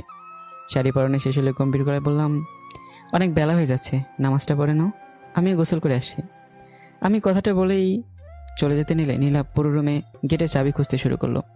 আমি গোসল করছি আর অতীতের কথাগুলো নিয়ে ভাবছি। এদিকে নীলা পুরো রুম তন্ন তন্ন করে চাবি খুঁজতে খুঁজতে হয়রান হয়ে গেল, কিন্তু চাবিটা রুমের কোথাও নেই। তখন নীলার খেয়াল হলো আমি তো বাইরে ছিলাম, তাহলে চাবিটা হয়তো বাইরে আছে। কথাটা মনে হতেই ছুটে বাইরে চলে এলো নীলা। বাইরে সব জায়গায় চাবি খুঁজতে খুঁজতে চাবিটা বারান্দার এক পাশে বেড়ার সাথে গোজা অবস্থায় পেল নীলা। নীলার মুখে ফুটে উঠলো বিজয়ের হাসি। নীলা চাবিটা নিয়ে দ্রুত এগিয়ে গেল গেটের কাছে। যত তাড়াতাড়ি সম্ভব নীলাকে পালাতে হবে এখান থেকে। তারপর তালা খুলতে ব্যস্ত হয়ে পড়লো নীলা। চাবি হাতে কখন থেকে তালা খোলার চেষ্টা করেই যাচ্ছে নীলা, কিন্তু বজ্জার তালাটা কিছুতেই খুলছে না। এদিকে আমি ওয়াশরুম থেকে বের হওয়ার সময় হয়ে গেছে। অনেক চেষ্টা করে নীলা বুঝতে পারলো এই তালা চাবি এটা নয়। শেষে ক্লান্ত হয়ে বারান্দার চেয়ারে গিয়ে বসলো নীলা। এদিকে খোদার অবস্থা খারাপ হয়ে যাচ্ছে ওর। ইস, কেন যে সকালে আমার উপর জেদ করে রুটিগুলো খেলো না, এটাই ভাবছিল। এটা ভেবে যেন আরো বেশি ক্ষুধা লেগে যাচ্ছে নীলার। নীলা পেটে হাত দিয়ে ধরে মুখটা কুঁচকে বসে আছে। কি ব্যাপার প্রিয়তমা, তালা খুলতে না পেরে ক্ষুধা লেগে গিয়েছে বুঝি? আমার কথা শুনে চমকে উঠল নীলা। দেখলো আমি গোসলখানা থেকে মাথা মুছতে মুছতে ওয়াশরুম থেকে বাইরে বের হয়ে ওর দিকে বাঁকা এসে তাকিয়ে আছি। আমি একটা লুঙ্গি পরেছি শুধু, গায়ে কোনো গেঞ্জি নেই। আমার উন্মুক্ত বুকের দিকে চোখ পড়তে মাথা নিচু করে অন্যদিকে তাকালো নীলা। আমি নীলাকে পাশ কাটিয়ে রুমে চলে গেলাম।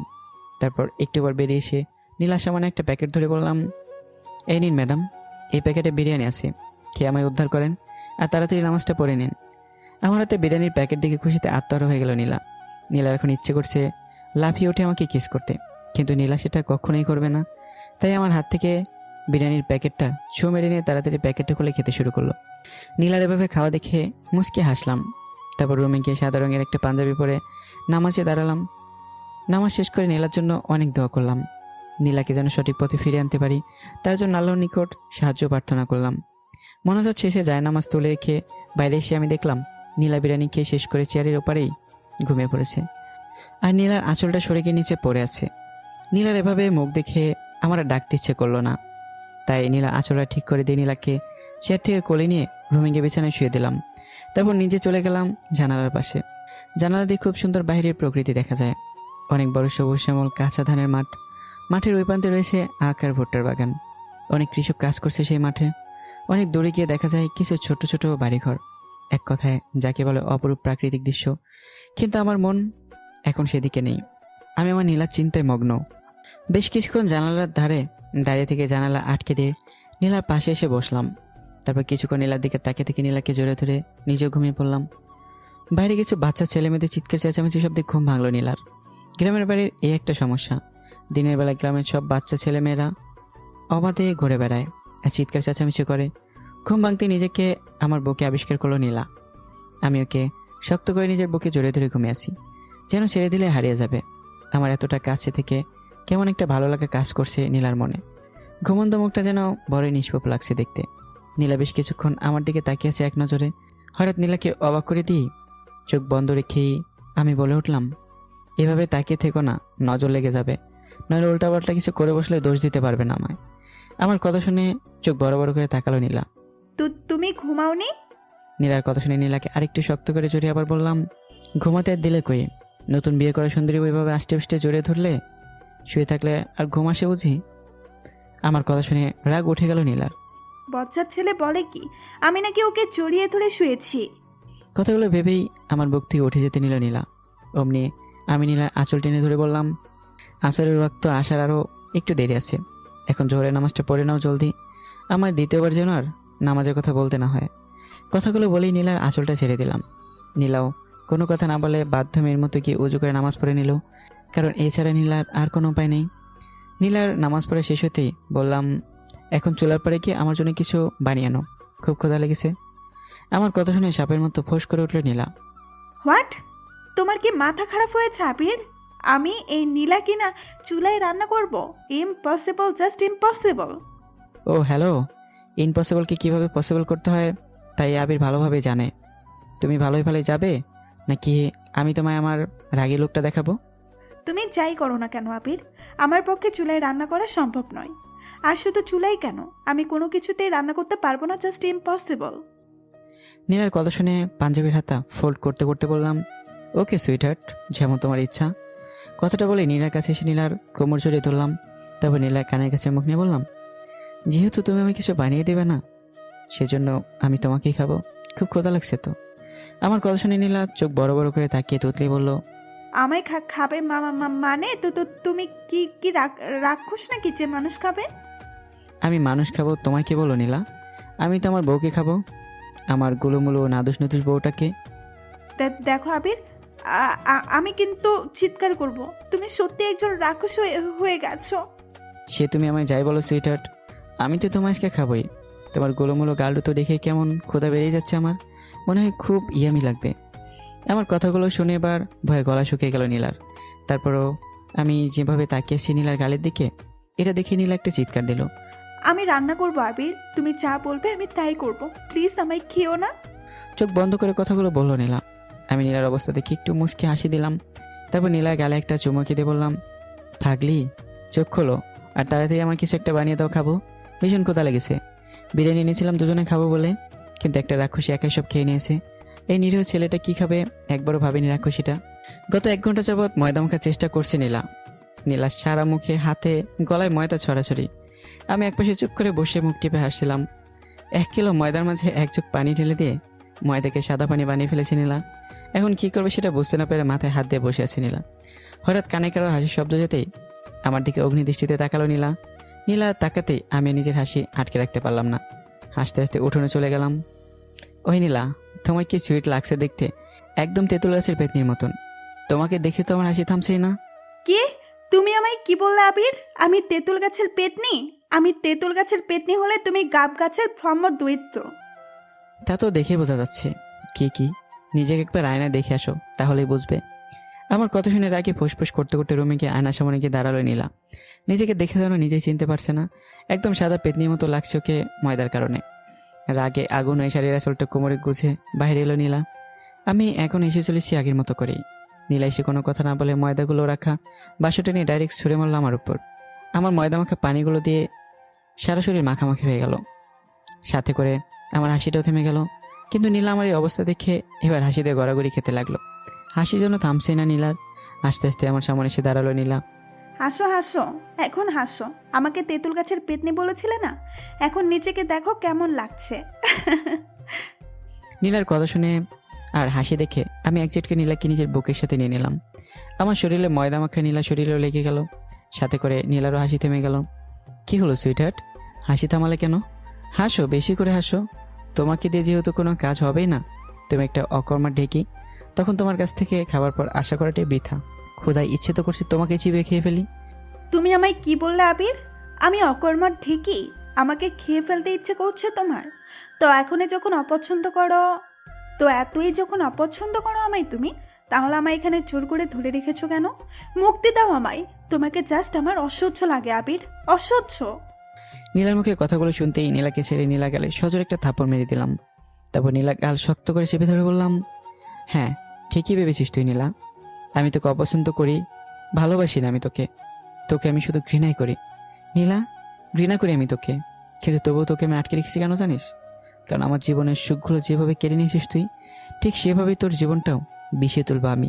তুই আমার জীবনের সব কিছু কেড়ে নিয়েছিস, আমিও কেড়ে নিয়েছি তোর স্বাধীনতা। কথাগুলো বলেই নীলাকে ধাক্কা দিয়ে ছেড়ে দিয়ে হনহন করে ওয়াশরুমে চলে গেলাম। নীলা চুপ করে দাঁড়িয়ে আমার চলে যাওয়ার দিকে তাকিয়ে রইল। আমি তোমায় ভালোবাসি নীলা, খুব বেশি ভালোবাসি তোমায়, কিন্তু একই সাথে আমি তোমাকে ঘৃণাও করি। পৃথিবীতে আমার ঘৃণা ও ভালোবাসা দুটো একসাথে পাওয়ার যোগ্য যদি কেউ থেকে থাকে, সে হলো তুমি নীলা, আর কেউই নয়। তুমি আমার কাছ থেকে আমার মাথার উপরে ছাদের মতো আমার বাবাকে কেড়ে নিয়েছো, আমাকে জেল খাটতে বাধ্য করেছো বিনা দোষে। পুরো কলেজের সামনে আমায় তুমি চোর বানিয়ে ছেড়েছো নীলা। তোমাকে তো আমি এত সহজে ছাড়বো না, ধীরে ধীরে কষ্ট দিয়ে মারবো তোমায় আমি। তবে সেই কষ্টের মাঝেও মিশে থাকবে তোমার প্রতি আমার ভালোবাসা। তোমাকে আমি ভালো সঠিক পথে আনবই আনবো। ওয়াশরুমে শাওয়ার নিয়ে নিচে দাঁড়িয়ে কথাগুলো ভাবছিলাম আর নীরবে চোখে জল ফেলছিলাম। একটু পর ওয়াশরুম থেকে বের হতেই নীলা আমাকে এক নজর দেখার সাথে সাথেই ছোটো একটা চিৎকার দিয়ে নিজের মুখ ঢেকে অন্যদিকে ঘুরে দাঁড়ালো। আ আ- আ- আমি কিছু দেখিনি। এই মেয়ে এমন সারের মতো চিৎকার করছে কেন? আর কি দেখোনি তুমি? কেমন ছেলে মানুষ তুমি আবির? একটি মেয়ের সামনে শুধু তাওয়াল পরে বাইরে আসতে লজ্জা করছে না তোমার? ছি ছি, আমি কিছু দেখিনি। ও বাবা, তোমার লজ্জাও আছে আবার নীলা? তুমি যে লজ্জায় মুখ ডেকে অন্যদিকে ঘুরে দাঁড়িয়ে আছো। যে মেয়ে কিনা বান্ধবীদের সাথে বাজে ধরে একটা সাধারণ ছেলের সাথে প্রেমের নাটক করে তার জীবন নষ্ট করতে পারে, তার আবার লজ্জা থাকে? সত্যি আমায় হাসালে তুমি। কথাগুলো কঠিন গলায় বলে নীলাকে পাশ কাটিয়ে চলে গেলাম। আমার কথাগুলো কেন জানি নীলাকে কাটার মতো বিচ্ছে। নীলা ভেবেছিল আমি ওর কাছে এসে বলবো তুমি তোমার বউ, আর বউয়ের সামনে এভাবে আসলে ক্ষতি কি। কিন্তু আমি তেমন কিছু বললাম না। হঠাৎ নীলা খেয়াল করলো ওর চোখে থেকে এক ফোঁটা পানি গড়িয়ে পড়লো নিচে। নীলা চোখের পানিটা তাড়াতাড়ি মুছে ফেললো।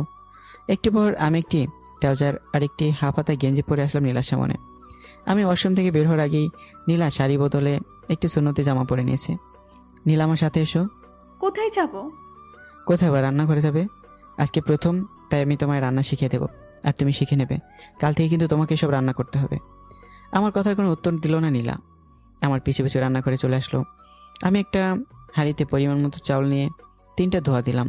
তারপর পানি মেপে নীলাকে বুঝিয়ে দিলাম কি করে ভাতের পানি মেপে দিতে হয়। তারপর ভাতের হাঁড়িটা চুলায় দিয়ে কয়েকটা শুকনো শোলার সাথে আগুন লাগিয়ে দিয়ে চুলা জ্বালিয়ে দিলাম, আর সব কিছু নীলাকে বুঝিয়ে দিলাম। নীলা মনোযোগ দিয়ে সবটা ভালোভাবে দেখে নিল। ভাত হয়ে এলো, চুলার আগুন নিভিয়ে দিলাম। তারপর বললাম, এরপর আর আগুন জ্বালাতে দিলে ভাতটা পড়ে যাবে, তাই আর জ্বলতে দিলাম না। একটু পর ভাত নামিয়ে তারপর তোমায় ডিম ভাজতে শেখাবো। আমার কথা শুনে নিলাম, মাথা নেড়ে সায় দিল। তারপর ভাত হয়ে গেলে আমি ভাতের হাঁড়িটা নামিয়ে রেখে আরেকটা হাঁড়িতে কয়েকটা আলু সিদ্ধ দিলাম। তারপর চুলায় বড় একটা শুকনো কাঠের লাকড়ি ধরিয়ে দিয়ে নীলাকে নিয়ে ডিম গলতে চলে গেল। বটি দাইনে তাতে পেঁয়াজ আর কাঁচামরিচ কাটলাম। পেঁয়াজ কাটার সময় আমার চোখ থেকে পানি পড়তে লাগলো। নীলা আনমনে আমার চোখের পানি নিজের আঁচলে মুছে দিল। আমি সেদিকে খেয়াল না দিয়ে নীলাকে দেখে পরিমাণ মতো লবণ দিয়ে পেঁয়াজ আর মরিচটা হাত দিয়ে ডলে নিলাম। তারপর ডিমটা ভেঙে দিয়ে একটি ছোট্ট কাঁটা চামচ দিয়ে গলে নিয়ে নীলাকে শিখিয়ে দিলাম ডিমটা ভেজে নিল। তারপর আলু ভর্তার জন্য শুকনো মরিচ আর পেঁয়াজ ভেজে নিলাম। সব কিছু করা হয়ে গেলে ঘরে নিয়ে সব কিছু গুছিয়ে রেখে হাত মুখ দিয়ে ফ্রেশ হয়ে আসলাম। এতটুকু সময়ের মাঝে নীলা একটা কথা বলেনি আমার সাথে, শুধু চেয়ে চেয়ে আমার কাজগুলো দেখেছে। মাগরিবের আজান হলে দুজনে একসাথে নামাজ পড়ে নিলাম। নামাজ শেষে বললাম, নীলা আমার পাটা টিপে দাও তো, খুব ব্যথা করছে পায়ে। বিছানায় শুয়ে পড়লাম। আমার কথা শুনে চোখ বড় বড় করে তাকিয়ে নীলা বলল, কি? আমি তোমার পা টিপবো? এটা তুমি ভাবলে কি করে আবির? অসম্ভব, আমি কিছুতেই তোমার পা টিপতে পারবো না। তুমি আমার পা না টিপলে আমি তোমার গলা টিপে দেবো বলে দিলাম নীলা। আমার কথা শুনে নীলা মুখ বেঁচকে বলল, তুমি সেটা পারবে না আমি জানি, আর আমিও তোমার পা টিপতে পারবো না আবির। আমার ভীষণ ক্লান্ত লাগছে, সারাদিন অনেক কাজ করেছি, আমি একটু ঘুমাবো। কি বলে তুমি? আরেকবার বলো তো শুনি। তুমি সারাদিন অনেক কাজ করেছো? তা কি কাজ করলে তুমি নীলা? কাজ কাকে বলে সেটা তো তুমি আগামীকাল থেকে বুঝবে। এখন এখানে এসে আমার পাটা টিপো জলদি। আমার কথার উত্তরে নীলা কিছু বলবে তার আগে আমার ফোনটা ক্রিং ক্রিংয়ে শব্দে বেজে উঠল। আসসালামু আলাইকুম, কেমন আছেন আঙ্কেল? ও সরি বাবা, কেমন আছেন আপনি? আর ভুল হবে না? জি আলহামদুলিল্লাহ ভালো আছি, আর নীলা অনেক ভালো আছে। আপনি একদম চিন্তা করবেন না বাবা। আসলে বাবা আমি তো অফিস থেকে আর ছুটি পাবো না, তাই নীলাকে নিয়ে একটু সুন্দর জায়গায় বেড়াতে এসেছি। ছুটি শেষ হলেই ফিরে যাব। জি আচ্ছা বাবা, ভালো থাকবেন। এখন তাহলে রাখছি, আল্লাহ হাফেজ। ফোন কেটে দিয়ে নীলার দিকে তাকিয়ে দেখলাম নীলা বুড়ো কুসকে আমার দিকে তাকিয়ে আছে। এটা দেখে একটু বাঁকা হেসে বললাম, বুড়ো কুসকে তাকিয়ে থেকে কোনো লাভ নেই নীলা। আমি তোমার ড্যাডি মানে আমার শ্বশুর আব্বার সাথে কথা বললাম এতক্ষণ। আমার কথা শুনে নীলা চোখ বড় বড় করে চিৎকার দিয়ে বলে উঠলো, কি? আমার ড্যাডি ফোন করেছিল? আমি তো বুঝতেই পারিনি আবির। প্লিজ ফোনটা আমায় দাও, আমি ড্যাডির সাথে কথা বলবো। প্লিজ দাও ফোনটা। কথাগুলো বলেই নীলা আমার কাছে এগিয়ে এসে ফোনটা ধরতে নিল। সাথে সাথে আমি ফোনটাকে দূরে সরিয়ে ফেললাম, আর নীলা আমার বুকের উপর পড়ে গেল। আমি নীলার কোমর জড়িয়ে ধরে বললাম, ও সুইটহার্ট, এমন হঠাৎ আমার বুকের মাঝে এসে আমায় জড়িয়ে ধরতে তোমায় খুব ভালো লাগে বুঝি, কিন্তু একটু বলে কয়ে তো আসবে। এভাবে বুকের উপর আশ্রে পড়লে তো তোমার ভারে আমার বুকের হাড়গুলো সব ভেঙে যাবে। আমার কথা শুনে নিজেকে আমার কোল থেকে ছাড়িয়ে নেওয়ার বৃথার চেষ্টা করতে করতে নীলা বলল, একদম ফালতু কথা বলবে না আবির। আমি তোমার ফোনটা নিতে গিয়েছিলাম, তোমায় জড়িয়ে ধরতে নয়, বরং তুমিই আমায় ধরে আছো। আর আমি মোটেও ভারী নয়, একদম স্লিম। হ্যাঁ সে তো দেখতেই পাচ্ছি, তুমি তো এখন আমায় জাপটে ধরে আছো। ইস, লজ্জা বলতে কোনো জিনিসই নেই তোমার মাঝে। অবশ্য থাকবে বা কী করে, তুমি তো বড় লোকের দেমাকি মেয়ে হয়ে টাকার গরমে মানুষকে মানুষ বলেই মনে করো না, আর অহংকারের আগুনে নিজেকে লজ্জা শরমে পুড়িয়ে ফেলেছো।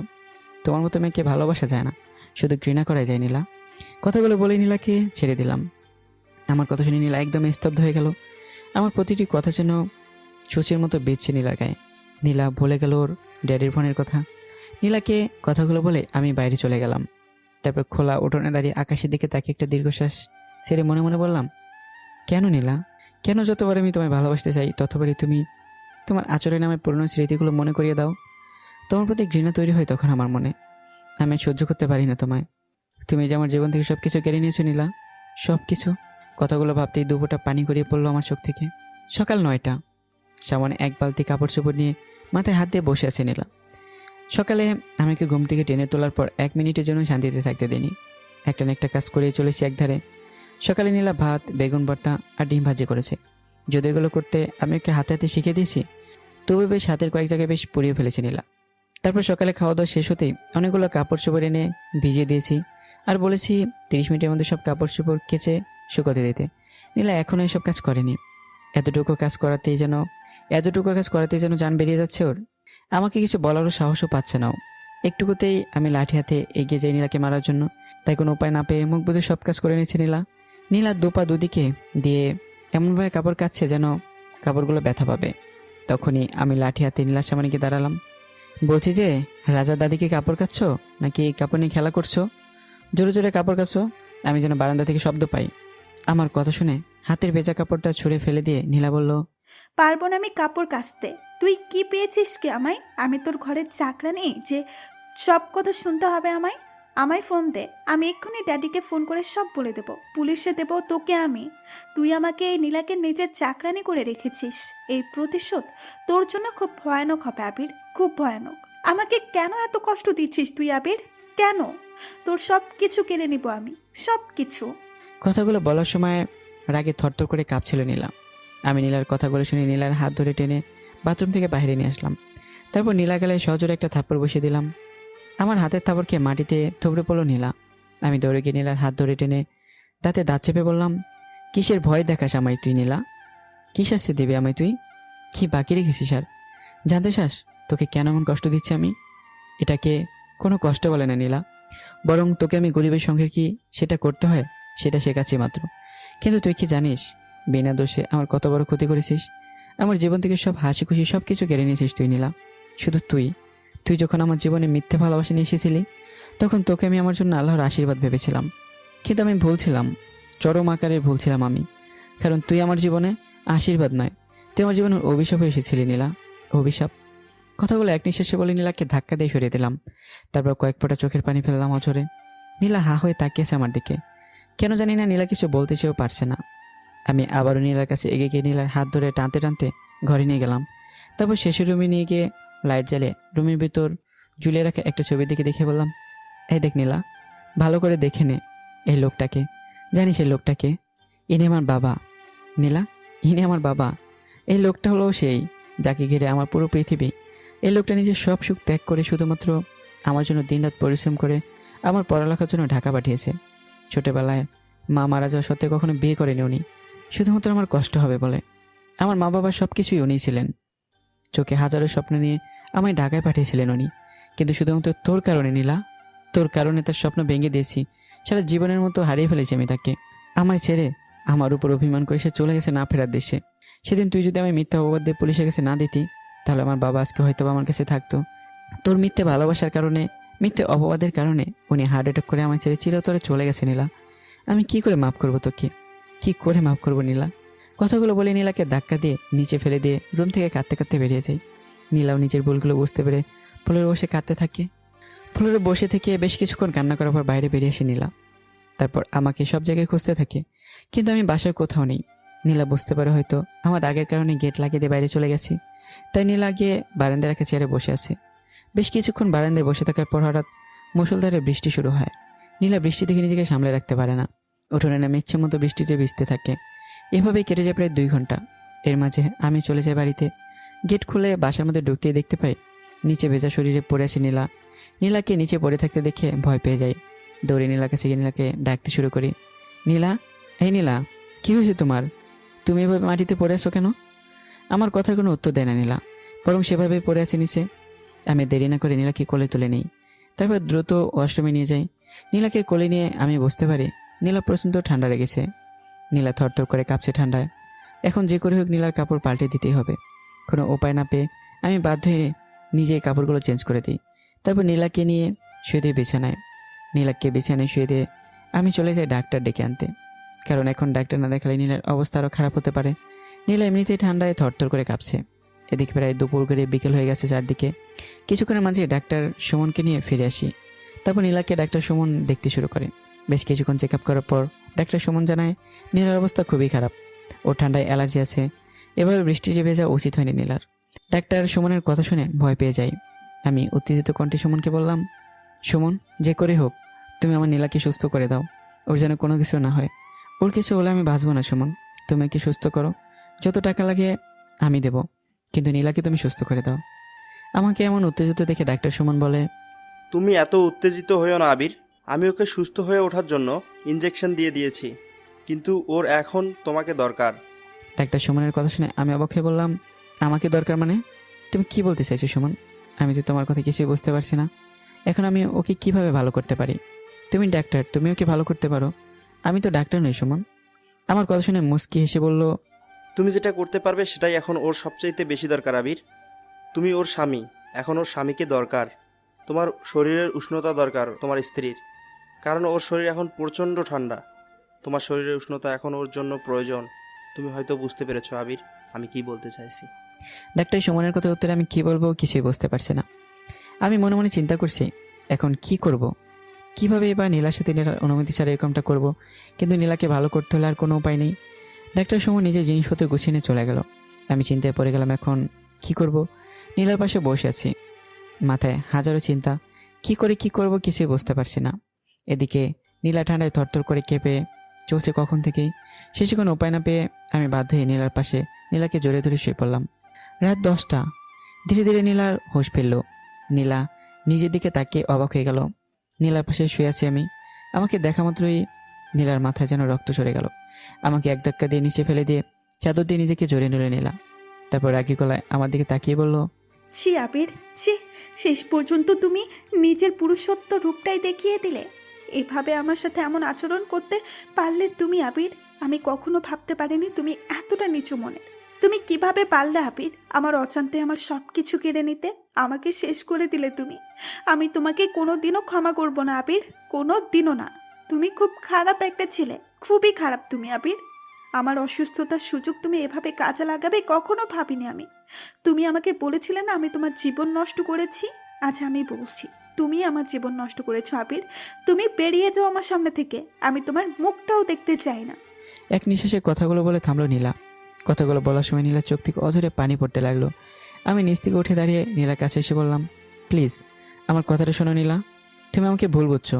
আমি যেটা করেছি তোমার ভালোর জন্যই। প্লিজ নীলা, একবার আমার কথাটা শোনো। শান্ত হও তুমি, এভাবে রাগারাগি করো না। তোমার শরীর অনেক খারাপ।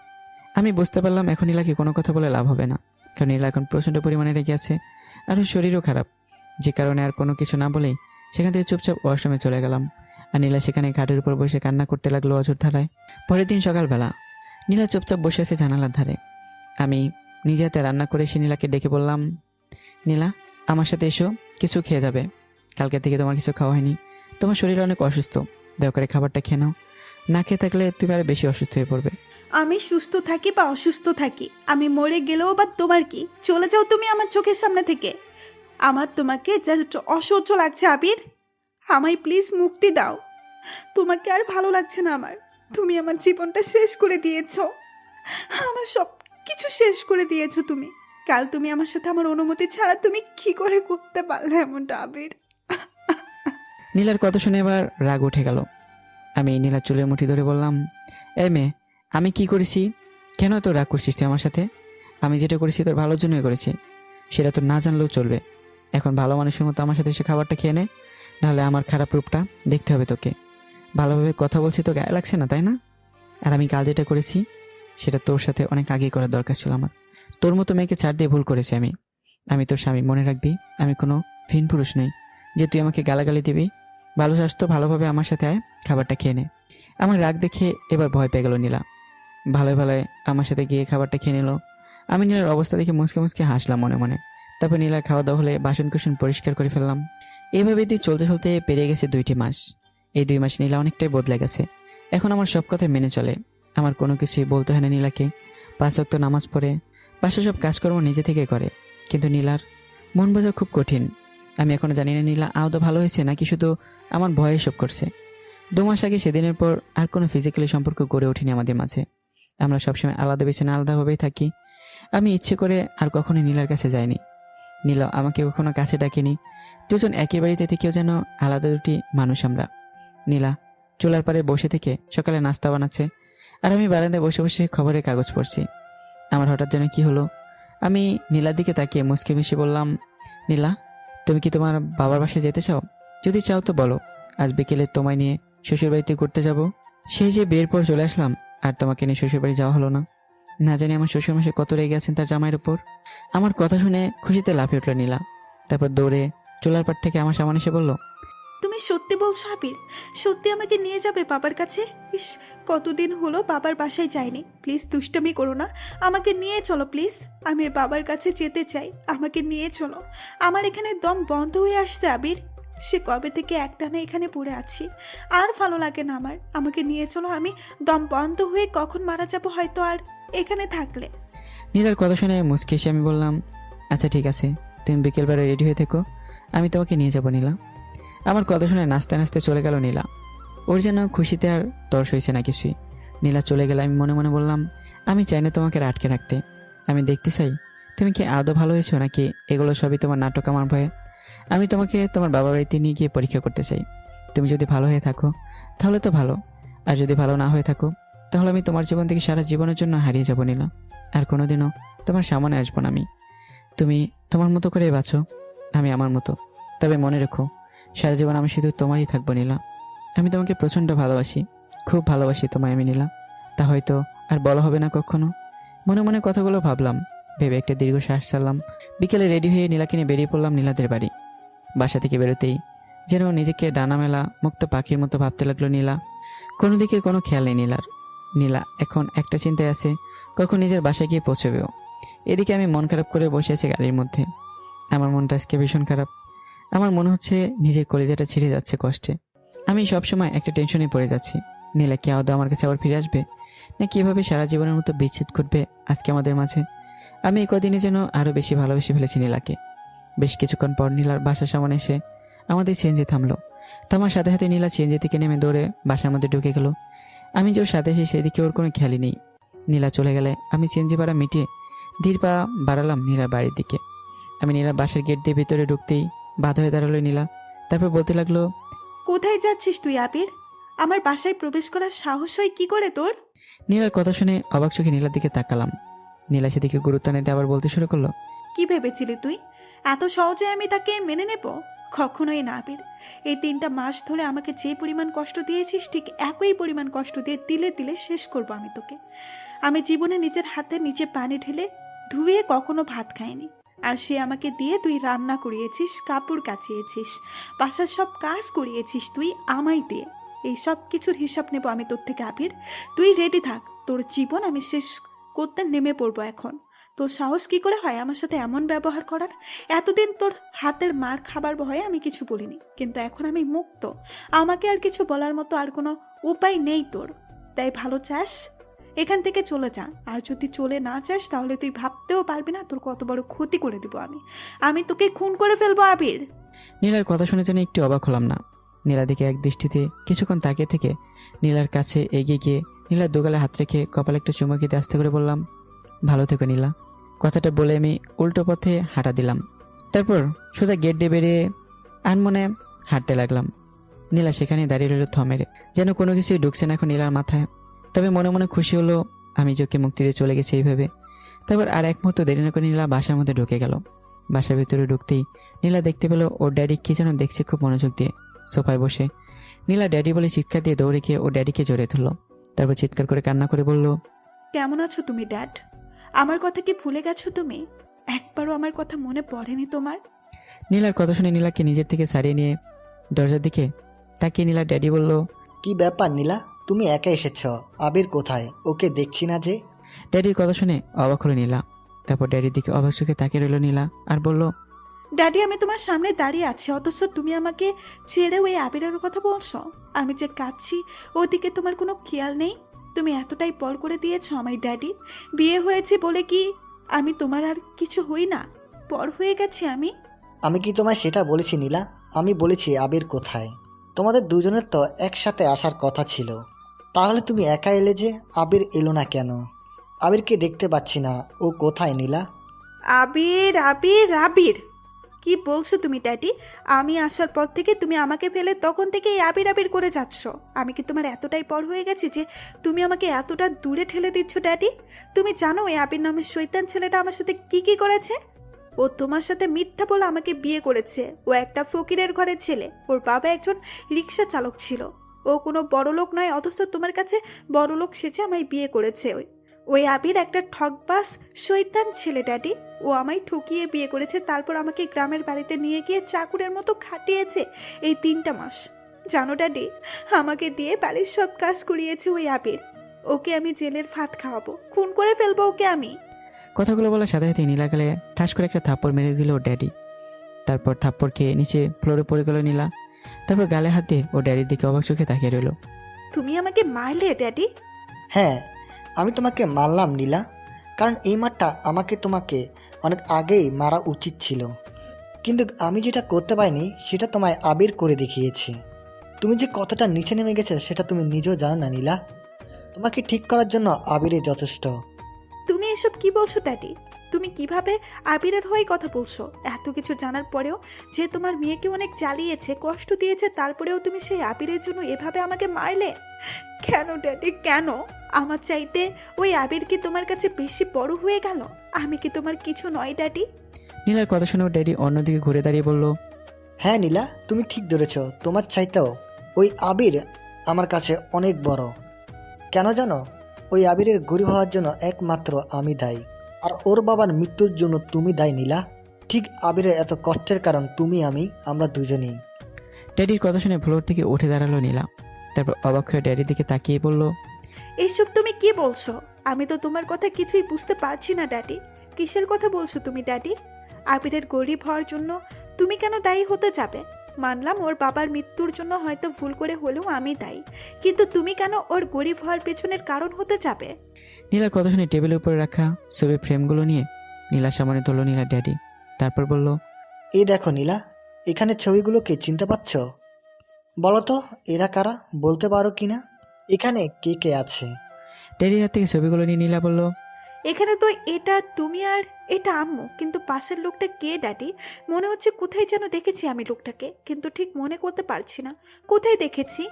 ওই পাশের লোকটা তোমার মামা আর আবিরের আব্বু নীলা, মানে তোমার শ্বশুর মশাই, যার মৃত্যুর কারণ তুমি নিজেই। ড্যাডির কথা শুনে অবাক হয়ে নীলা বলে, এ তুমি কি বলছো ড্যাডি? এটা আমার মামা, তার আবিরের আম্মু হয় কি করে? আমি তো তোমার কথা কিছুই বুঝতে পারছি না ড্যাডি।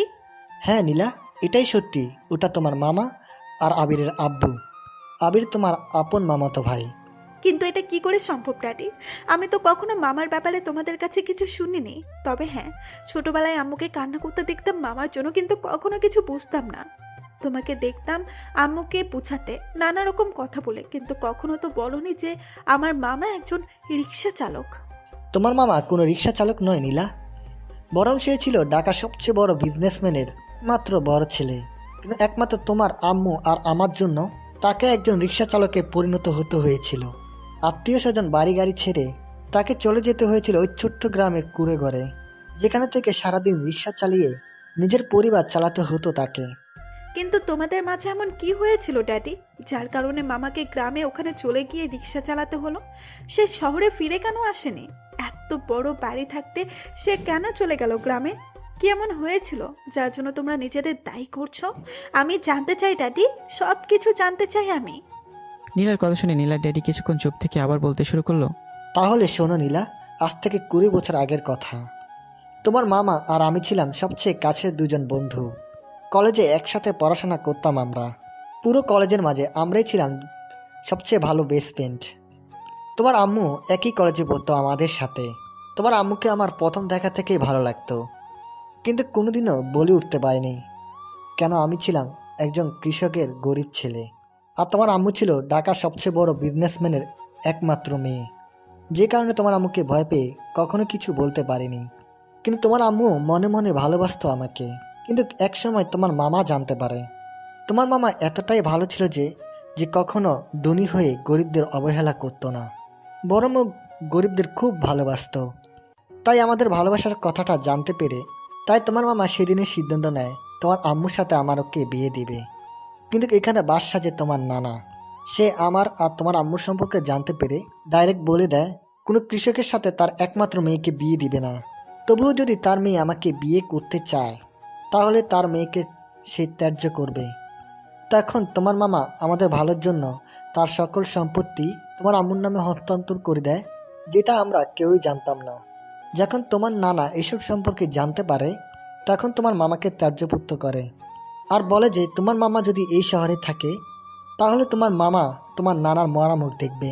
সেদিনে তোমার মামা কাউকে না জানিয়ে এই শহর ছেড়ে কোথায় যেন হারিয়ে যায়। আমরা তারপর অনেক খুঁজেছি তাকে। তোমার নানাও তার ভুল বুঝতে পেরে আমাদের মেনে নেয় আর তোমার মামাকেও অনেক খোঁজাখুঁজি করে। কিন্তু দুঃখের ব্যাপার হলো আমরা কোথাও তাকে খুঁজে পাই না। আর এত বছর পর যখন তাকে খুঁজে পাই তখন সে মারা গেছে। আর সেটাও তোমার কারণে নীলা, শুধুমাত্র তোমার কারণে। এতটুকু বলে থামলো নীলার ড্যাডি। ড্যাডির কথা শুনে অবাক হয়ে নীলা বলে, এত কিছু ঘটে গেছে অথচ আমি কোনো কিছুই জানি না এসব কথা। তুমি আমায় আগে কেন বলনি যে আমি মামার মৃত্যুর জন্য দায়ী? আমার জন্য আমার মামার এভাবে মৃত্যু হবে আমি কখনো ভাবতে পারিনি ড্যাডি। যে মামা তোমাদের জন্য এত কিছু করেছে সে মামার মৃত্যুর কারণ হব আমি। ভাবতেই কষ্টে বুকটা ফেটে যাচ্ছে ড্যাডি। আমি কিছুতেই মানতে পারছি না এটা। নীলার কথা শুনেও ওর বাবা আবার বলল, জানো নীলা, আমি যখন জানতে পারলাম তুমি একটা ছেলেকে জেলে পাঠিয়েছ তখন আমি 1 মিনিটও দেরি না করে সেখানে চলে গিয়েছিলাম। কারণ আমি আগে থেকে জানতাম তোমার রাগ সম্পর্কে। আমি আগে ভেবেছিলাম নিশ্চয়ই ছেলেটার কোনো দোষ নেই। তুমি নিশ্চয়ই রাগের বশে ওকে বিনা দোষে জেলে পাঠিয়েছ। তাই আমি ছেলেটার কাছে যাই ওকে ছাড়াবো বলে। কিন্তু কখনো ভাবতে পারিনি এই ছেলেটাই হবে আমার সবচেয়ে কাছের বন্ধুর ছেলে। যখন ওর সম্পর্কে সব কিছু জানতে পারি তখন আমি বুঝতে পারি যে ও তোমার মামার ছেলে। কিন্তু দুঃখের ব্যাপার হলো তোমার মামাকে আমি শেষ দেখাটা দেখতে পারিনি। সে ছেলে যাওয়ার কথা শুনে হার্ট অ্যাটাক করে মারা গিয়েছিল। সেই মুহূর্তে তোমার উপর রাগ হয়েছিল আমার নীলা। আমার ইচ্ছা করছিল বাসায় এসে তোমাকে ত্যায্য করে দিতে, কিন্তু আমাকে থামিয়ে দিয়ে আবির সেদিন কি বলেছিল জানো? ও বলেছিল আমি যেন তোমাকে কিছুই না করি, কারণ ও তোমাকে ভালোবাসে আর তোমাকেই বিয়ে করতে চায়। আমার কাছে দাবি করে চেয়েছিল তোমাকে বিয়ে করে সে তোমাকে ভালো করতে, তাই আমিও তার সাথে তোমার বিয়েটা দিই, কিন্তু তোমাকে না জানিয়ে। আর এই সমস্ত সম্পত্তির মালিক শুধুমাত্র আবির, কারণ আবিরের বাবা মানে তোমার মামা নিজের সব সম্পত্তি আমাদের না দিত তাহলে আজকে আবিরের জায়গায় তুমি থাকতে নীলা। আর ও রিক্সা চালক বাবার জায়গায় থাকতাম আমি। শুধুমাত্র তোমার মামার সেই আত্মত্যাগের জন্যেই আজ আমরা এত সুখে আছি। কিন্তু ড্যাডি, মামা তো অনেক পড়াশোনা জানতো, কলেজও পড়েছে, তাহলে মামা ভালো কোনো চাকরি না করে রিক্সা চালক কেন হলো? কারণ তোমার মামা চায়নি তোমার নানার সামনে এসে তার মরা মুখ দেখতে। তোমার নানা যখন তোমার মামাকে ওই কসম দিয়েছিল যে তোমার মামা যদি এই শহরে আসে তাহলে তোমার নানার মরা মুখ দেখবে, সেদিনই তোমার মামা এখান থেকে চলে যায় আর কখনো শহরে আসেনি। এমনকি ছেলের পড়াশোনার জন্য ছেলের কাছে টাকা পাঠিয়ে দিয়েছে, তারপরও নিজের শহরে আসেনি। শুধুমাত্র বাবার কথা রাখার জন্য। এতটাই একজন ভালো মানুষ ছিল তোমার মামা। শুধুমাত্র তোমার কারণে হার্ট অ্যাটাক করে মারা গেছে লোকটা। নীলা, শুধুমাত্র তোমার কারণে। তোমাকে মেয়ে বলে পৌঁছে দিতে আজ আমার ঘৃণা হচ্ছে নীলা। তুমি আমার মেয়ে হয়ে আমার সম্মান সব মাটির সাথে মিশিয়ে দিয়েছ। শুধু আমার বন্ধুকেই তুমি মেরে ফেলোনি, তার সাথে মেরে ফেলেছ আমার সম্মান, আমার বন্ধুত্ব। তোমার মামার মতো আবিরও আজকে হয়তো তোমার জন্য দূরে চলে গেল, সারা জীবনের জন্য। আবির আমাকে ফোন করে জানিয়েছিল তোমাকে ও ভালো করে ফেলেছে। কিন্তু তুমি যদি ভালো হয়ে না থাকো, এসব যদি তোমার সাজানো নাটক হয়ে থাকে, তাহলে আবির সারা জীবনের জন্য হারিয়ে যাবে নীলা। ড্যাডির কথা শুনে ফ্লোরে বসে পড়ল নীলা। তারপর কান্না করে দিয়ে বলতে থাকে, এ হতে পারে না ড্যাডি, এটা কিছুতেই হতে পারে না। আমি আবিরকে কোথাও যেতে দেবো না। আমি ভুল করেছি, ওর কাছে ক্ষমা চাইবো, আমি ওর পা ধরে ক্ষমা চাইবো আমি ড্যাডি। আবিরকে ছাড়া বাঁচতে পারবো না আমি ড্যাডি। ওকে তুমি এনে দাও ড্যাডি, আমার ওকে চাই ড্যাডি, আমার ওকে চাই। কথাগুলো বলতে বলতে হঠাৎ চারদিকে অন্ধকার হয়ে এলো নীলা অজ্ঞান হয়ে ফ্লোরে পড়ে গেল। নীলাকে অজ্ঞান হয়ে যেতে দেখে ওর কাছে ওর ড্যাডি দৌড়ে গিয়ে নীলাকে ধরে ফেললো। তারপর ডাকতে লাগলো, এ নীলা, মা কথা বল আমার সাথে। কি হলো তোর নীলা? নীলাকে পাগলের মতো ডাকতে লাগলো ওর ড্যাডি। কিন্তু নীলা কিছুতে জ্ঞান ফিরছে না। পরে কোনো উপায় না পেয়ে নীলাকে কোলে তুলে নিল। তারপর গাড়িতে নিয়ে বসে ড্রাইভারকে নিয়ে সোজা চলে গেল হাসপাতালে পৌঁছে আমাকে ফোন দিল নীলার ড্যাডি। এদিকে আমি ফোনের মাঝে নীলার ঘুমন্ত ছবিগুলো দেখছিলাম। নীলা যখন রাতে ঘুমিয়ে থাকতো তখন আমি চুপি চুপি নীলার বেশ কয়েকটা ছবি তুলেছিলাম, কারণ আমি নীলাকে অনেক ভালোবাসতাম। আমি ছবিগুলো দেখছি আর চোখে জল ফেলছি, কারণ এখনই আমি আমার ফোনটা চিরতরের মধ্যে বন্ধ করে দিয়ে এই দেশ ছেড়ে চিরতরের মধ্যে অন্য দেশে পাড়ি দেবো। হঠাৎ ফোন বেজে উঠলো আমার। ফোনের স্ক্রিনে নীলার ড্যাডি নাম্বার দেখে ফোন ধরবো কি ধরবো না চিন্তা করতে করতে ফোনটা রিসিভ করে ফেললাম। সাথে সাথে ফোনের ওপাশ থেকে নীলার ড্যাডি বলল, আবির বাবা, তুমি কোথায় আছো? জলদি হাসপাতালে চলে আসো। আমার নীলার অবস্থা খুব খারাপ। ও তোমার ব্যাপারে সব কিছু জানতে পেরে অজ্ঞান হয়ে গেছে। আমি ওকে হাসপাতালে নিয়ে এসেছি, ডাক্তার দেখছে। তুমি তাড়াতাড়ি চলে আসো, নীলা তোমার জন্য পাগলামি করছে। নীলার ড্যাডির কথা শুনে এক মুহূর্ত দেরি না করে আমি ছুটলাম হাসপাতালের উদ্দেশ্যে। খুব দ্রুত হাসপাতালে পৌঁছে গেলাম। তারপর দৌড়ে চলে গেলাম নীলার কেবিনের সামনে। আমি পৌঁছতে নীলার কেবিন থেকে ডাক্তার বেরিয়ে আসলো।